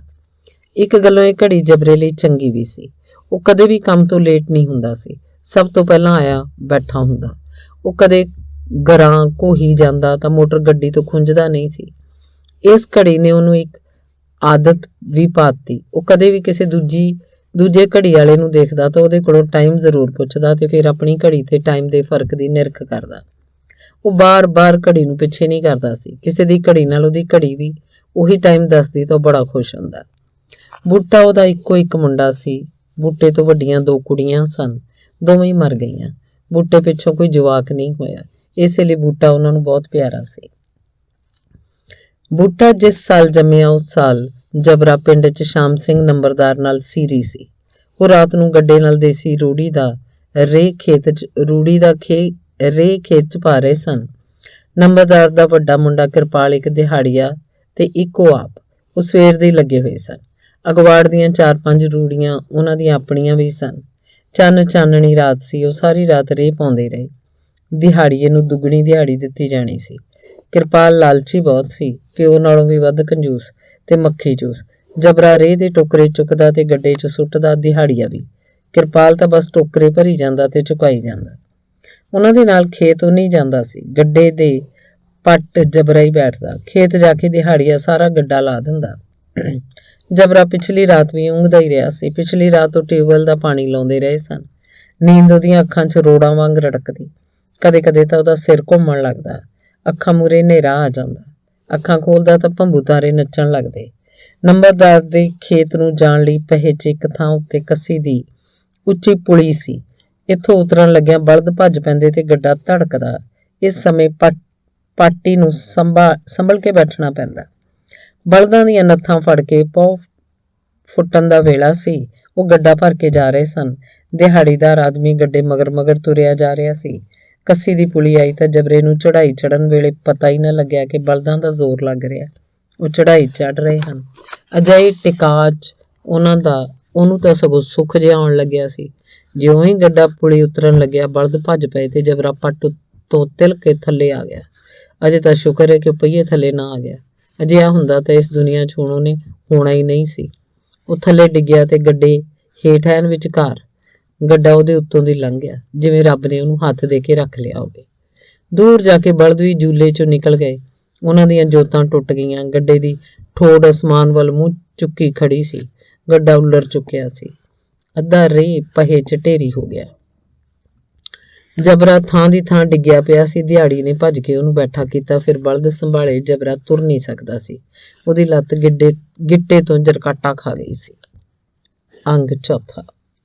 ਕਦੇ ਕਿਤੇ ਜਾ ਜਬਰਾ 2 ਮਹੀਨੇ ਲੱਤ ਉੱਤੇ ਪੱਟੇ ਬਣਾਉਂਦਾ ਰਿਹਾ। ਉਹਨਾਂ ਦੇ ਪਿੰਡ ਵਿੱਚ ਹੀ ਘੋਤੀ ਬੁੜਾ ਇਲਾਕੇ ਦਾ ਮੰਨਿਆ ਹੋਇਆ ਸਿਆਣਾ ਸੀ। ਟੁੱਟੀਆਂ ਉਤਰੀਆਂ ਲੱਤਾਂ ਬਾਹਾਂ ਵਾਲੇ ਲੋਕ ਦੂਰ ਤੋਂ ਉਹਦੇ ਕੋਲ ਆਉਂਦੇ ਸੀ। ਉਹ ਕਿਸੇ ਤੋਂ ਲੈਂਦਾ ਕੁਛ ਨਹੀਂ ਸੀ, ਮੁਫਤ ਦੀ ਸੇਵਾ। ਕਿੰਨਿਆਂ ਹੀ ਵਰ੍ਹਿਆਂ ਤੋਂ ਇਹ ਕੰਮ ਕਰਦਾ ਸੀ। ਦੂਰੋਂ ਆਏ ਗਰੀਬ ਗੁਰਬੇ ਨੂੰ ਤਾਂ ਰੋਟੀ ਵੀ ਘਰੋਂ ਖਵਾਉਂਦਾ। ਕਿਸੇ ਨੂੰ ਬਹੁਤੀ ਤਕਲੀਫ ਹੁੰਦੀ ਤਾਂ ਕਹਿੰਦਾ ਕਿ ਉਹ ਦਾਰੂ ਦਾ ਅਧੀਆ ਪੀ ਲਵੇ। ਮਰੀਜ਼ ਦਾਰੂ ਦੇ ਨਸ਼ੇ 'ਚ ਹੁੰਦਾ ਤੇ ਘੋਤੀ ਉਹਦੇ ਟੁੱਟੇ ਅੰਗਾਂ ਦੀ ਪੂਰੀ ਡਾਕਟਰੀ ਕਰ ਦਿੰਦਾ। ਸਰੋਂ ਦੇ ਤੇਲ ਦੀਆਂ ਮਾਲਿਸ਼ਾਂ ਕਰਦਾ। ਝਟਕਾ ਮਾਰ ਕੇ ਉਤਰਿਆ ਅੰਗ ਥੈ ਸਿਰ ਬਿਠਾ ਦਿੰਦਾ ਤੇ ਫਿਰ ਬਾਂਸ ਦੀਆਂ ਫੱਟੀਆਂ ਬੰਨ੍ਹ ਕੇ ਪੱਟਾ ਕੱਸ ਦਿੰਦਾ। ਟੁੱਟੀਆਂ ਲੱਤਾਂ ਬਾਹਾਂ ਦਾ ਉਹ ਪੂਰਾ ਕਾਰੀਗਰ ਸੀ। ਬੰਦੇ ਦੇ ਮਾਸ ਅੰਦਰ ਹੱਡੀਆਂ ਦੇ ਇੱਕ ਜੋੜ ਦਾ ਜਿਵੇਂ ਉਹਨੂੰ ਪੂਰਾ ਚਾਨਣ ਹੋਵੇ। ਕੱਲੀ ਹੱਡੀ ਟੋਹ ਕੇ ਦੱਸਦਾ। ਘੋਤੀ ਨੇ ਪਹਿਲਾਂ ਤਾਂ ਜਬਰੇ ਨੂੰ ਪੱਟੇ ਬਣਾਏ, ਗਿੱਟੇ ਵਾਲੀ ਥਾਂ ਨਰਮ ਕੀਤੀ। ਫਿਰ ਇੱਕ ਦਿਨ ਉਹਨੂੰ ਦਾਰੂ ਪਿਆ ਕੇ ਉਹ ਗਿੱਟਾ ਕੜਕ ਦੇ ਕੇ ਝਾੜ ਦਿੱਤਾ। ਫੱਟੀਆਂ ਬੰਨ੍ਹਤੀਆਂ। 7ਵੇਂ ਦਿਨ ਫੱਟੀਆਂ ਖੁੱਲੀਆਂ ਤਾਂ ਗਿੱਟੇ ਵਿੱਚ ਤਾਂ ਓਨਾ ਹੀ ਦਰਦ ਸੀ। ਲੱਤ ਤਾਂ ਸੁੱਜੀ ਪਈ ਸੀ। ਪੈਰ ਧਰਤੀ ਨਾਲ ਲੱਗਦਾ ਹੀ ਨਹੀਂ ਸੀ। ਦੂਜੀ ਵਾਰ ਫੇਰ ਘੋਤੀ ਨੇ ਲੱਤ ਦੀ ਡਾਕਟਰੀ ਕੀਤੀ। ਇਸ ਵਾਰ ਤਾਂ ਜਬਰੇ ਦੀਆਂ ਚਾਂਗਾਂ ਹੀ ਨਿਕਲ ਗਈਆਂ। ਉਹ ਬੁਰੀ ਤਰ੍ਹਾਂ ਕਰਾਹ ਉੱਠਿਆ, ਕੂਕਿਆ, ਓਏ ਇਸ ਤਰ੍ਹਾਂ ਹੀ ਰਹਿਣ ਦੇ, ਮੈਨੂੰ ਤਾਂ ਇੱਥੇ ਹੀ ਜੁੜਿਆ ਜਾਣ ਦੇ ਗਿੱਟਾ। ਮੈਂ ਤਾਂ ਲੰਗ ਮਾਰ ਕੇ ਤੁਰ ਲਿਆ ਕਰੂੰ। ਮੈਥੋਂ ਇਹ ਕਸਾਈਪੁਣਾ ਨਹੀਂ ਕਰਵਾਇਆ ਜਾਂਦਾ। ਪਰ ਘੋਤੀ ਨੇ ਉਹਨੂੰ ਨਾ ਛੱਡਿਆ। ਜਬਰੇ ਨੂੰ ਹੋਰ 3 ਬੰਦਿਆਂ ਨੇ ਘੁੱਟ ਕੇ ਫੜਿਆ ਹੋਇਆ ਸੀ। 2 ਵਾਰੀ ਉਹਦੇ ਮੂੰਹ ਨੂੰ ਪਾਣੀ ਲਾਇਆ ਗਿਆ, ਪਰ ਉਹਦੀ ਲੱਤ ਠੀਕ ਨਾ ਹੋਈ। ਗਿੱਟਾ ਥੈ ਸਿਰ ਆਇਆ ਹੀ ਨਾ। ਨੰਬਰਦਾਰ ਦਾ ਸਿਰ ਵਿਚਕਾਰ ਹੀ ਰਹਿ ਗਿਆ। ਕੰਮ ਤੇ ਨਾ ਜਾਣ ਕਰਕੇ ਉਹਦੇ ਸਿਰ ਦਿਹਾੜੀਆਂ ਪੈ ਰਹੀਆਂ ਸਨ। ਜ਼ਿਮੀਂਦਾਰ ਨੂੰ ਉਹਦੇ ਗਿੱਟੇ ਟੁੱਟੇ ਦਾ ਕੀ ਫਿਕਰ ਸੀ? ਉਹਨੂੰ ਤਾਂ ਆਪਣੇ ਕੰਮ ਦਾ ਫਿਕਰ ਸੀ। ਜਬਰੇ ਕੋਲ ਹੋਰ ਕੋਈ ਬੰਦਾ ਵੀ ਨਹੀਂ ਸੀ ਜਿਹਨੂੰ ਆਪਣੀ ਥਾਂ ਸ਼ਾਮ ਸਿੰਘ ਦੇ ਸਿਰ ਉੱਤੇ ਤੋਰ ਸਕਦਾ, ਤੇ ਨਾਲੇ ਜ਼ਮਾਨਾ ਉਹ ਨਹੀਂ ਰਹਿ ਗਿਆ ਸੀ। ਕਿਸੇ ਦੀ ਖਾਤਰ ਕੌਣ ਕੰਮ ਉੱਤੇ ਜਾਂਦਾ ਸੀ, ਤੇ ਨਾਲੇ ਅਗਲਾ ਜਾਵੇ ਵੀ ਤਾਂ 2-4 ਦਿਨ, ਮਹੀਨਾ ਕੋਈ ਨਹੀਂ ਲੰਘਾ ਸਕਦਾ। ਜਬਰੇ ਦੀ ਸਾਖਸਕੀਰੀ 'ਚ ਵੀ ਅਜਿਹਾ ਕੋਈ ਨਹੀਂ ਸੀ ਜਿਹੜਾ ਭੀੜ ਪਈ ਤੇ ਉਹਦੇ ਕੰਮ ਆ ਸਕਦਾ। ਹਰ ਇੱਕ ਨੂੰ ਆਪਣੀ ਰੋਜ਼ੀ ਰੋਟੀ ਦਾ ਫਿਕਰ ਹੁੰਦਾ ਹੈ, ਕੌਣ ਕਿਸੇ ਦਾ ਕੁਝ ਕਰ ਸਕਦਾ ਹੈ। 1 ਮਹੀਨਾ ਜਬਰੇ ਦੇ ਮੂੰਹ ਵੱਲ ਦੇਖ ਕੇ ਸ਼ਾਮ ਸਿੰਘ ਨੰਬਰਦਾਰ ਨੇ ਨਵਾਂ ਸੀਰੀ ਰਲਾ ਲਿਆ। ਨਵੇਂ ਸੀਰੀ ਨੂੰ ਸੀਰ ਦੇ ਅੱਧੇ ਪੈਸੇ ਦਿੱਤੇ। ਫਸਲ 'ਚ ਵੀ 8ਵੇਂ ਹਿੱਸੇ ਦੀ ਥਾਂ 16ਵਾਂ ਹਿੱਸਾ ਕੀਤਾ, ਕਿਉਂਕਿ ਅੱਧੀ ਫਸਲ ਤਾਂ ਜਬਰੇ ਸਮੇਂ ਦੀ ਕਮਾਈ ਹੋਈ ਸੀ। 1 ਮਹੀਨਾ ਜਬਰਾ ਜੋ ਗੈਰ ਹਾਜ਼ਰ ਰਿਹਾ ਸੀ, ਉਹਨਾਂ ਦੀਆਂ ਦਿਹਾੜੀਆਂ ਨੰਬਰਦਾਰ ਨੇ ਉਹਦੇ ਤੇ ਤਰਸ ਖਾ ਕੇ ਉਹਨੂੰ ਮਾਫ ਕਰਤੀਆਂ। ਸਰਪੰਚ ਦੇ ਕਹੇ ਵੇਖੇ ਤੋਂ ਉਹਨੂੰ 1 ਕੁਇੰਟਲ ਕਣਕ ਵੀ ਦੇ ਦਿੱਤੀ, ਪਰ ਸੀਰ ਦਾ ਕੋਈ ਹਿੱਸਾ ਨਹੀਂ। ਨੰਬਰਦਾਰ ਕਹਿੰਦਾ ਸੀ ਸੀਰ ਤਾਂ ਵਿੱਚ ਹੀ ਰਹਿ ਗਿਆ, ਹੁਣ ਹਿੱਸਾ ਕਾਹਦਾ? ਸੀਰ ਵਿੱਚੋਂ ਛੱਡ ਕੇ ਜਬਰੇ ਨੇ ਤਾਂ ਉਹਨਾਂ ਦਾ ਸਾਲ ਹੀ ਖਰਾਬ ਕਰਤਾ। ਜਬਰੇ ਨੂੰ ਇੰਨਾ ਫਿਕਰ ਫਸਲ ਦੇ ਹਿੱਸੇ ਦਾ ਨਹੀਂ ਸੀ ਜਿੰਨੀ ਚਿੰਤਾ ਉਹਨੂੰ ਇਹ ਵੱਢ ਖਾਂਦੀ ਸੀ ਕਿ ਸੀਰ ਦੇ ਪੈਸਿਆਂ ਨੂੰ ਕਿਸ ਵਿਧ ਵਾਪਸ ਕਰ ਸਕੇਗਾ। ਉਹ ਲੱਤ ਤੁਆਰੀ ਹੋਇਆ ਬੈਠਾ ਸੀ। ਅਗਲੇ ਸਾਲ ਕਿਸੇ ਨਾਲ ਸੀਰ ਹੀ ਰਲਦਾ ਤਦ ਹੀ ਉਹਦੇ ਕੋਲੋਂ ਸੀਰ ਦੇ ਪੈਸੇ ਲੈ ਕੇ ਨੰਬਰਦਾਰ ਦੀ ਰਕਮ ਵਾਪਸ ਮੋੜ ਸਕਦਾ। ਨੰਬਰਦਾਰ ਨੇ ਤਾਂ ਬੇਕਿਰਕ ਹੋ ਕੇ ਉਹਨੂੰ ਇਹ ਵੀ ਸੁਣਾ ਦਿੱਤਾ ਕਿ ਜੇ ਉਹ ਮੌਕੇ ਤੇ ਸੀਰ ਦੇ ਪੈਸੇ ਨਹੀਂ ਮੋੜੇਗਾ ਤਾਂ ਸਾਰੀ ਰਕਮ ਤੇ ਵਿਆਜ ਲੱਗਣਾ ਸ਼ੁਰੂ ਹੋ ਜਾਏਗਾ। ਧੋਤੀ ਤੋਂ ਕੁਛ ਨਾ ਬਣਦਾ ਦੇਖ ਕੇ ਜਬਰਾ ਹੋਰ ਪਿੰਡੀ ਵੀ ਗਿਆ। ਲੱਤ ਦੀ ਹਾਲਤ ਨੂੰ ਦੇਖ ਕੇ ਹਰ ਕੋਈ ਜਵਾਬ ਦੇ ਦਿੰਦਾ, ਕੋਈ ਹੱਥ ਹੀ ਨਹੀਂ ਪਾ ਰਿਹਾ ਸੀ। ਆਖਰ ਉਹ ਸ਼ਹਿਰ ਦੇ ਹਸਪਤਾਲ 'ਚ ਜਾ ਦਾਖਲ ਹੋਇਆ। ਪਹਿਲਾਂ ਤਾਂ ਡਾਕਟਰ ਉਹਨੂੰ ਦਾਖਲ ਹੀ ਨਹੀਂ ਸੀ ਕਰ ਰਿਹਾ, ਝਿੜਕਾਂ ਦੇ ਰਿਹਾ ਸੀ ਕਿ ਉਹ ਇੰਨਾ ਚਿਰ ਘਰੇ ਕਿਉਂ ਬੈਠਾ ਰਿਹਾ। ਲੱਤ ਤਾਂ ਗਲਣ ਤੇ ਆਈ ਪਈ ਹੈ, ਤੇ ਫਿਰ ਤਰਸ ਖਾ ਕੇ ਹੱਡੀਆਂ ਦੇ ਮਾਹਰ ਡਾਕਟਰ ਨੇ ਉਹਨੂੰ ਦਾਖਲ ਕਰ ਲਿਆ। ਉਹਦੀ ਲੱਤ ਦਾ ਪਲਸਤਰ ਕੀਤਾ। ਹਫ਼ਤਾ 10 ਦਿਨ ਉਹ ਹਸਪਤਾਲ 'ਚ ਰਿਹਾ, ਫਿਰ ਪਿੰਡ ਆ ਗਿਆ। ਸਮੇਂ ਉੱਤੇ ਜਾ ਕੇ ਪਲਸਤਰ ਖੁਲਵਾ ਆਇਆ। ਲੱਤ ਦਾ ਦਰਦ ਠੀਕ ਹੋ ਗਿਆ, ਗਿੱਟਾ ਸੰਢਿਆ ਗਿਆ, ਪਰ ਜ਼ੋਰ ਦਾ ਕੰਮ ਕਰਨ ਲਈ ਉਹ ਸਾਰੀ ਉਮਰ ਵਾਸਤੇ ਨਕਾਰਾ ਹੋ ਗਿਆ। ਅੰਗ 5ਵਾਂ। ਜਬਰੇ ਦਾ ਪਿਓ ਜੁੱਤੀਆਂ ਸਿਉਣ ਦਾ ਕੰਮ ਕਰਦਾ ਸੀ। ਜਬਰੇ ਹੋਰਾਂ ਦੇ ਭਾਈ ਸਨ। ਜਬਰੇ ਹੋਰੀ 2 ਭਾਈ ਸਨ। ਜਬਰਾ ਵੱਡਾ ਸੀ, ਛੋਟਾ ਫੌਜ 'ਚ ਭਰਤੀ ਹੋ ਗਿਆ। ਹੁਣ ਹੌਲਦਾਰ ਬਣ ਚੁੱਕਿਆ ਸੀ ਤੇ ਆਪਣੀ ਵਹੁਟੀ ਨੂੰ ਆਪਣੇ ਨਾਲ ਹੀ ਫੌਜ 'ਚ ਰੱਖਦਾ। ਉਹਦੇ ਕੋਲ ਰਹਿੰਦੀ, ਫੈਮਿਲੀ ਕੁਆਟਰ ਮਿਲ ਜਾਂਦਾ, ਨਹੀਂ ਤਾਂ ਉਹ ਆਪਣੇ ਪੇਕੇ ਘਰ ਆ ਜਾਂਦੀ। ਰਾਮਗੜ੍ਹ ਉਹ ਕਦੇ ਨਹੀਂ ਆਉਂਦੀ ਸੀ। ਪਹਿਲਾਂ ਜ਼ਰੂਰ ਰਹੀ, ਪਰ ਜਦ ਤੋਂ ਜਬਰੇ ਦਾ ਪਿਓ ਮਰਿਆ ਉਹ ਮੁੜ ਕੇ ਕਦੇ ਨਹੀਂ ਆਈ। ਜਬਰੇ ਦੀ ਘਰ ਵਾਲੀ ਨਾਲ ਉਹਦੀ ਬਣਦੀ ਨਹੀਂ ਸੀ। ਜਬਰੇ ਦੀ ਮਾਂ ਬਹੁਤ ਚਿਰ ਪਹਿਲਾਂ ਮਰ ਚੁੱਕੀ ਸੀ। ਜਬਰੇ ਦੀਆਂ 2 ਭੈਣਾਂ ਸਨ। ਇਹਨਾਂ ਭੈਣਾਂ ਦਾ ਵਿਆਹ ਵੀ ਜਬਰੇ ਨੇ ਹੀ ਕੀਤਾ। ਇਹਨਾਂ ਦੇ ਵਿਆਹ ਉੱਤੇ ਸਭ ਪੈਸਾ ਟਕਾ ਖੁਦ ਖਰਚ ਕੀਤਾ। ਛੋਟੇ ਭਾਈ ਨੇ ਕੋਈ ਹਿੱਸਾ ਨਹੀਂ ਪਾਇਆ। ਜਬਰੇ ਦੀ ਘਰ ਵਾਲੀ ਨੂੰ ਇਸ ਕਰਕੇ ਵੀ ਕਰੋੜ ਸੀ। ਦੋਵੇਂ ਕੁੜੀਆਂ ਦੇ ਵਿਆਹਾਂ ਨੇ ਉਹਨਾਂ ਦੇ ਘਰ ਨੂੰ ਭੁੰਜੇ ਲਾਤਾ ਸੀ। ਇਹ ਤਾਂ ਮੁੜ ਕੇ ਤਾਬ ਹੀ ਨਹੀਂ ਆਏ ਸਨ। ਉਹਨਾਂ ਜਿੰਮੇ ਪਿੰਡ ਦੇ ਜਵਾਲਾ ਸ਼ਾਹ ਦਾ ਕਿੰਨਾ ਸਾਰਾ ਕਰਜ਼ਾ ਚੜ੍ਹ ਗਿਆ ਸੀ। ਫੌਜੀ ਤਨਖਾਹ ਪਾਉਂਦਾ ਤੇ ਚੰਗਾ ਖਾਂਦਾ ਪੀਂਦਾ, ਤੀਵੀਂ ਨਵੇਂ ਤੋਂ ਨਵੇਂ ਸੂਟ ਹੰਡਾਉਂਦੀ। ਉਹ ਕੁਛ ਤਾਂ ਵੱਡੇ ਭਾਈ ਦਾ ਭਾਰ ਹੌਲਾ ਕਰਦੇ। ਸੋ ਜਦ ਵੀ ਫੌਜੀ ਦੀ ਘਰ ਵਾਲੀ ਰਾਮਗੜ੍ਹ ਆਉਂਦੀ, ਜਬਰੇ ਦੀ ਤੀਵੀਂ ਉਹਦੇ ਨਾਲ ਆਡਾ ਲਾ ਕੇ ਬੈਠ ਜਾਂਦੀ। ਗੱਲੀ ਉਹਦੇ ਨਾਲ ਬੇਸ਼ਕੀ ਕਰਦੀ, ਉਹਨੂੰ ਬੁਰੀਆਂ ਗੱਲਾਂ ਆਖਦੀ, ਤੇ ਬੁੜਾ ਮਰਨ ਬਾਅਦ ਫੌਜੀ ਦੀ ਤੀਵੀਂ ਨੇ ਉੱਥੇ ਨਾ ਆਉਣ ਦੀ ਸਹੁੰ ਪਾਤੀ। ਫੌਜੀ ਛੁੱਟੀ ਆਉਂਦਾ ਤਾਂ ਸਹੁਰੇ ਹੀ ਬਹੁਤਾ ਰਹਿੰਦਾ। ਰਾਮਗੜ੍ਹ ਤਾਂ 1-2 ਦਿਨਾਂ ਦਾ ਹੀ ਗੇੜਾ ਮਾਰਦਾ। ਰਾਮਗੜ੍ਹ ਆਉਂਦਾ ਵੀ ਤਾਂ ਪਿੰਡ ਦੇ ਹਾਣੀ ਮੁੰਡਿਆਂ ਨਾਲ ਸ਼ਰਾਬਾਂ ਪੀਂਦਾ ਰਹਿੰਦਾ। ਜਬਰੇ ਉੱਤੇ ਆਪਣੀ ਨੌਕਰੀ ਦਾ ਰੋਹ ਪਾਉਂਦਾ। ਜਬਰੇ ਕੋਲੋਂ ਘਰ ਕਦੇ ਨਹੀਂ ਆਇਆ ਸੀ। ਛੱਪੜੀ ਵਿਹੜੇ ਗੇੜਾ ਮਾਰਦਾ ਤਾਂ ਹੋਰ ਲੋਕਾਂ ਦੇ ਘਰ ਦੀ ਚਾਹ ਪਾਣੀ ਪੀ ਕੇ ਪਿੰਡ 'ਚ ਜਾ ਵੜਦਾ। ਸੌਂਦਾ ਵੀ ਉਹ ਜੱਟਾਂ ਦੇ ਘਰ ਹੀ। ਜੱਟਾਂ ਦੇ ਮੁੰਡਿਆਂ ਨਾਲ ਉਹਦੀ ਲਿਹਾਜ਼ ਸੀ, ਉਹਨਾਂ ਨਾਲ ਹੀ ਬੈਠਣ ਉੱਠਣ ਸੀ। ਬਚਪਨ ਦਾ ਸਬੰਧ ਸੀ। ਸਬੰਧ ਵੀ ਕਾਹਦਾ ਸੀ, ਉਹਦੀ ਤਾਰੀਫ ਕਰਦੇ, ਸੁਣਾ ਵੀ ਫੌਜੀਆ, ਸੁਣਾ ਵੀ ਹੌਲਦਾਰਾ, ਸੁਣਾ ਵੀ ਸਰਦਾਰ ਸੁਰਜਨ ਸਿਆ। ਬਸ ਉਹ ਇੰਨੇ 'ਚ ਹੀ ਫੁੱਲ ਜਾਂਦਾ ਤੇ ਉਹਨਾਂ ਮੂਹਰੇ ਸ਼ਰਾਬ ਦੀ ਬੋਤਲ ਕੱਢ ਕੇ ਰੱਖ ਦਿੰਦਾ। ਉਹ ਮੁਫਤ ਦੀ ਘੁੱਗੀ ਕੁੱਟ ਲੈਂਦੇ। ਜਬਰਾ ਸੀਰ ਛੱਡ ਕੇ ਜਦੋਂ ਦਾ ਸੜਕ ਤੇ ਲੱਗਿਆ ਸੀ, ਕੰਮ 'ਚ ਚਾਹੇ ਸੁਖਾਲਾ ਰਹਿੰਦਾ, ਪਰ ਉਹਦੀ ਆਮਦਨ ਬਹੁਤ ਘਟ ਗਈ। ਘਰ 'ਚ ਦਾਣਾ ਫੱਕਾ ਤਾਂ ਸਾਰਾ ਮੁੱਲ ਦਾ ਆਉਂਦਾ। ਲੱਕੜ ਤਿੰਬੜ ਚਾਹੇ ਉਹ ਸੜਕ ਦੇ ਦਰਖਤਾਂ ਤੋਂ ਲਾ ਲਿਆਉਂਦਾ, ਪਰ ਘਰ ਦੇ ਹੋਰ ਖਰਚੇ ਕਿੰਨੇ ਸਨ। ਜਦੋਂ ਸੀਰ ਦਾ ਕੰਮ ਕਰਦਾ ਸੀ ਉਦੋਂ ਤਾਂ ਘਰ 'ਚ ਦਾਣਿਆਂ ਦੀਆਂ ਬੋਰੀਆਂ ਭਰੀਆਂ ਪਈਆਂ ਰਹਿੰਦੀਆਂ। ਹੁਣ ਤਾਂ ਉਹ ਮਹੀਨੇ ਕਣਕ ਲੈਂਦੇ ਤੇ ਗੁਜ਼ਾਰਾ ਜਿਹਾ ਕਰੀ ਜਾਂਦੇ। ਸੀਰ ਵੇਲੇ ਤਾਂ ਹਮੇਸ਼ਾ ਹੀ ਘਰ 'ਚ ਗਾਂ ਰੱਖਦੇ ਸਨ। ਇੱਕ ਵਾਰ ਤਾਂ ਮੱਝ ਵੀ ਖਰੀਦ ਲਿਆਏ ਸਨ। ਮੱਝ ਚਾਹੇ ਚੌਥੇ ਪੰਜਵੇਂ ਸੂਏ ਸੀ, ਉਹਨਾਂ ਕੋਲ ਆ ਕੇ ਵੀ ਉਹਨੇ 3 ਸੂਏ ਦਿੱਤੇ ਸਨ। ਮੱਝ ਵੇਲੇ ਤਾਂ ਉਹਨਾਂ ਦੇ ਘਰ ਦੁੱਧ ਰੋਲ ਹੋ ਗਿਆ ਸੀ। ਤਿੰਨੇ ਜਣੇ ਡੱਕਵਾਂ ਦੁੱਧ ਪੀਂਦੇ, ਰਿੜਕਦੇ ਵੀ। ਬੂਟਾ ਕੜਕੁੱਲੇ ਵਰਗਾ ਬਣ ਗਿਆ ਸੀ। ਕੱਖ ਪੱਠਾ ਜ਼ਿਮੀਂਦਾਰਾਂ ਦੇ ਖੇਤੋਂ ਆ ਜਾਂਦਾ। ਮੱਝ ਨੂੰ ਸਾਂਭਣ ਦਾ ਸਾਰਾ ਕੰਮ ਬੂਟੇ ਦੀ ਮਾਂ ਕਰ ਲੈਂਦੀ। ਉਹ ਤਾਂ ਜਿਵੇਂ ਮੱਝ ਦੇ ਆਹਾਰ 'ਚ ਹੀ ਰਹਿੰਦੀ ਹੋਵੇ। ਘਰ 'ਚ ਮੱਝ ਦਾ ਚਾਅ ਵੀ ਬੜਾ ਸੀ। ਛੱਪੜੀ ਵਿਹੜੇ 'ਚ ਕੁਝ ਘਰਾਂ ਕੋਲ ਹੀ ਮੱਝਾਂ ਸਨ। ਮੱਝ ਵਾਲੇ ਦੀ ਤਾਂ ਸਰਦਾਰੀ ਸੀ। ਮੱਝ ਵਾਲਾ ਘਰ ਤਾਂ ਵੱਡਾ ਸਮਝਿਆ ਜਾਂਦਾ। ਮੱਝ ਵਾਲੇ ਘਰ 'ਚ ਸਾਰੀਆਂ ਬਰਕਤਾਂ ਸਨ। ਮੱਝ ਵਾਲੇ ਘਰ ਦੀ ਸੁਆਣੀ ਤਾਂ ਸਿਰ ਉੱਚਾ ਕਰਕੇ ਤੁਰਦੀ। ਬੂਟਾ ਉਡਾਰ ਹੁੰਦਾ ਜਾ ਰਿਹਾ ਸੀ, ਖਾਂਦਾ ਪੀਂਦਾ ਤੇ ਕੁਦਾੜੀਆਂ ਮਾਰਦਾ। ਬਸ ਉਸੇ ਇੱਕ ਨੂੰ ਦੇਖ ਕੇ ਜਬਰਾ ਖੁਸ਼ ਰਹਿੰਦਾ। ਬੂਟਾ ਤਾਂ ਜਬਰੇ ਲਈ ਤ੍ਰਿਲੋਕੀ ਦੀ ਮਾਇਆ ਸੀ। ਬੂਟਾ ਤਾਂ ਇੱਕ ਸੂਰਜ ਸੀ ਜਿਹਦਾ ਚਾਨਣ ਸਾਰੇ ਘਰ ਨੂੰ ਜਗਮਗਾ ਕੇ ਰੱਖਦਾ। ਪੁੱਤ ਦੇ ਸਹਾਰੇ ਮਾਂ ਖਿੜੀ ਕਪਾਹ ਵਾਂਗ ਹੱਸਦੀ। ਉਹਦੇ ਨਾਲ ਦਾ ਤਾਂ ਜੱਗ 'ਚ ਕੋਈ ਨਹੀਂ ਸੀ। ਪਤੀ ਪਤਨੀ ਦੋਵੇਂ ਘਰ 'ਚ ਬੈਠ ਕੇ ਬੂਟੇ ਦੀਆਂ ਗੱਲਾਂ ਕਰਦੇ। ਉਹਦੇ ਨੂੰ ਦਿਨ ਵੱਧਦਾ ਫੁੱਲਦਾ ਜਾ ਰਿਹਾ ਸੀ। ਉਹਦੇ ਹੱਡ ਪੈਰ ਕਿੰਨੇ ਤਕੜੇ ਸਨ। ਹੱਡਾਂ ਉੱਤੇ ਕਿੰਨਾ ਮਾਸ ਸੀ। ਉਹਦਾ ਮੂੰਹ ਕਿੰਨਾ ਭਰਿਆ ਭਰਿਆ ਸੀ। ਉਹ ਕਿੰਨਾ ਚੁਸਤ ਸੀ, ਕਿੰਨਾ ਫੁਰਤੀਲਾ। ਮਾਂ ਬਾਪ ਸੁਪਨੇ ਲੈਂਦੇ ਕਿ ਉਹ ਜਿਸ ਦਿਨ ਜਵਾਨ ਹੋ ਗਿਆ ਘਰ ਦੇ ਸਾਰੇ ਧੋਣੇ ਧੋ ਕੇ ਰੱਖ ਦੇਗਾ। ਜਿਸ ਦਿਨ ਉਹ ਕੰਮ ਉੱਤੇ ਜਾਣ ਲੱਗ ਪਿਆ, ਜਬਰਾ ਸੋਚਦਾ ਉਹ ਆਪ ਸੜਕ ਦਾ ਕੰਮ ਛੱਡ ਦੇਗਾ ਤੇ ਘਰ ਬੈਠ ਕੇ ਸੁੱਖ ਦਾ ਸਾਹ ਲਏਗਾ। ਪੁੱਤ ਦੇ ਸਿਰ ਉੱਤੇ ਉਹ ਐਸ਼ ਕਰੇਗਾ। ਉਹਨੂੰ ਸਾਰੇ ਦੁੱਖ ਭੁੱਲ ਜਾਣਗੇ। ਅੰਗ 6। ਰਾਤ ਵੇਲੇ ਰੋਟੀ ਟੁੱਕ ਦਾ ਕੰਮ ਮੁਕਾ ਕੇ ਜਦੋਂ ਮੰਜਿਆਂ ਤੇ ਪੈਣ ਲੱਗਦੇ ਤਾਂ ਬੂਟਾ ਬਹੁਤ ਲਾਚੜ ਜਾਂਦਾ। ਕਦੇ ਪਿਓ ਦੇ ਮੰਜੇ ਤੇ, ਕਦੇ ਮਾਂ ਦੇ ਮੰਜੇ ਤੇ ਉੱਚੀ ਉੱਚੀ ਹੋਏ ਹੋਏ ਕਰਦਾ, ਕਦੇ ਰਿਕਾਰਡ ਗਾਉਣ ਲੱਗ ਪੈਂਦਾ। ਮਾਂ ਨਾਲ ਪਿਆ ਹੁੰਦਾ ਤਾਂ ਪਿਓ ਦੇ ਮੰਜੇ ਉੱਤੇ ਜਾਣ ਦੀ ਜ਼ਿੱਦ ਕਰਦਾ। ਪਿਓ ਨਾਲ ਹੁੰਦਾ ਤਾਂ ਮਾਂ ਨੂੰ ਕਹਿੰਦਾ ਕਿ ਉਹਨੂੰ ਆਪਣੇ ਨਾਲ ਪਾ ਲਵੇ। ਪਤੀ ਪਤਨੀ ਉਹਨੂੰ ਸੁੱਕਾ ਸੁੱਕਾ ਝਿੜਕਦੇ। ਉਹ ਸੁੱਕਾ ਸੁੱਕਾ ਰੋਂਦਾ। ਫਿਰ ਨੀਂਦ ਨਾਲ ਉਹਦੀਆਂ ਪਲਕਾਂ ਭਾਰੀਆਂ ਹੋ ਜਾਂਦੀਆਂ ਤਾਂ ਉਹ ਕਿਸੇ ਨਾਲ ਵੀ ਸੌਂ ਜਾਂਦਾ। ਉਹ ਸੁੱਤਾ ਪਿਆ ਹੁੰਦਾ ਤਾਂ ਪਤੀ ਪਤਨੀ ਘਰ ਦੀਆਂ ਗੱਲਾਂ ਛੇੜ ਲੈਂਦੇ। ਇੱਕ ਰਾਤ ਜਬਰਾ ਕਹਿ ਰਿਹਾ ਸੀ, ਬੂਟਾ ਜਵਾਨ ਹੋ ਜਾਏ, ਮੇਰੇ ਸਾਰੇ ਕੰਮ ਸੰਭਾਲ ਲੂਗਾ। ਹੁਣ ਤਾਂ ਸੁੱਖ ਨਾਲ ਖਾਸਾ ਹੋ ਗਿਆ। ਮੇਰੇ ਨਾਲ ਘਰ ਦਾ ਨਿੱਕਾ ਮੋਟਾ ਸਾਰਾ ਧੰਦਾ ਕਰਵਾ ਦਿੰਦਾ। ਮੁਖਤਿਆਰੋਂ ਨੇ ਹੁੰਗਾਰਾ ਭਰਿਆ। ਅਜੇ ਤਾਂ ਚੌੜ ਕਰਦਾ। ਜਦੋਂ ਕੰਮ ਗਲ ਪਿਆ ਫੇਰ ਆਊ ਨਾਨੀ ਯਾਦ। ਹੁਣ ਇਹਨੂੰ ਕੀ ਪਤਾ ਕਬੀਲਦਾਰੀ ਕੀ ਹੁੰਦੀ ਹੈ। ਮੈਨੂੰ ਦੇਖ ਲੈ, ਜਿਉਂ ਫਸਿਆ ਇਸ ਕੁੜਿੱਕੀ 'ਚ। ਸਾਰੀ ਉਮਰ ਕਦੇ ਸੁੱਖ ਦਾ ਸਾਹ ਲੈ ਕੇ ਨਹੀਂ ਦੇਖਿਆ। ਭੂਤਨੀ ਭੁੱਲੀ ਰਹਿੰਦੀ ਹੈ। ਜਬਰਾ ਆਪਣੀ ਗੱਲ ਲੈ ਕੇ ਬੈਠ ਗਿਆ। ਤੇਰੀ ਤੇਰੇ ਨਾਲੋਂ ਲੰਘ ਗਈ, ਇਹਦੀ ਇਹ ਜਾਣੂ। ਹਰ ਕਿਸੇ ਦੀ ਇੱਕੋ ਜਿਹੀ ਜ਼ਿੰਦਗੀ ਥੋੜ੍ਹਾ ਹੁੰਦੀ ਹੈ। ਮੇਰੇ ਪੁੱਤ ਨੇ ਤਾਂ ਐਸ਼ ਕਰਨੀ ਹੈ। ਮੁਖਤਿਆਰ ਨੇ ਨਾਲ ਪਏ ਬੂਟੇ ਨੂੰ ਬੁੱਕਲ 'ਚ ਘੁੱਟ ਲਿਆ। ਐਸ਼? ਜਬਰਾ ਹੱਸਣ ਲੱਗਿਆ। ਹਾਂ, ਦੇਖ ਲਈ, ਤੇਰੇ ਸਾਹਮਣੇ ਹੈ। ਮਾਮੇ ਤੇ ਜਾਊ। ਮਾਮਾ ਕਰਦਾ ਨਾ ਸਰਦਾਰੀ। ਪਿੰਡ 'ਚ ਸਾਰੇ ਉਹਦੀ ਇੱਜ਼ਤ ਮਾਣ ਕਰਦੇ ਆ। ਲਾਹ ਜੱਟਾਂ ਤੋਂ, ਲਾਹ ਬਾਣੀਆਂ ਤੋਂ। ਕੰਮ ਵੀ ਕਿਹੜਾ ਔਖਾ ਕਰਦਾ। ਬਸ ਮੰਡੀਆਂ ਤੇ ਰਹਿੰਦਾ।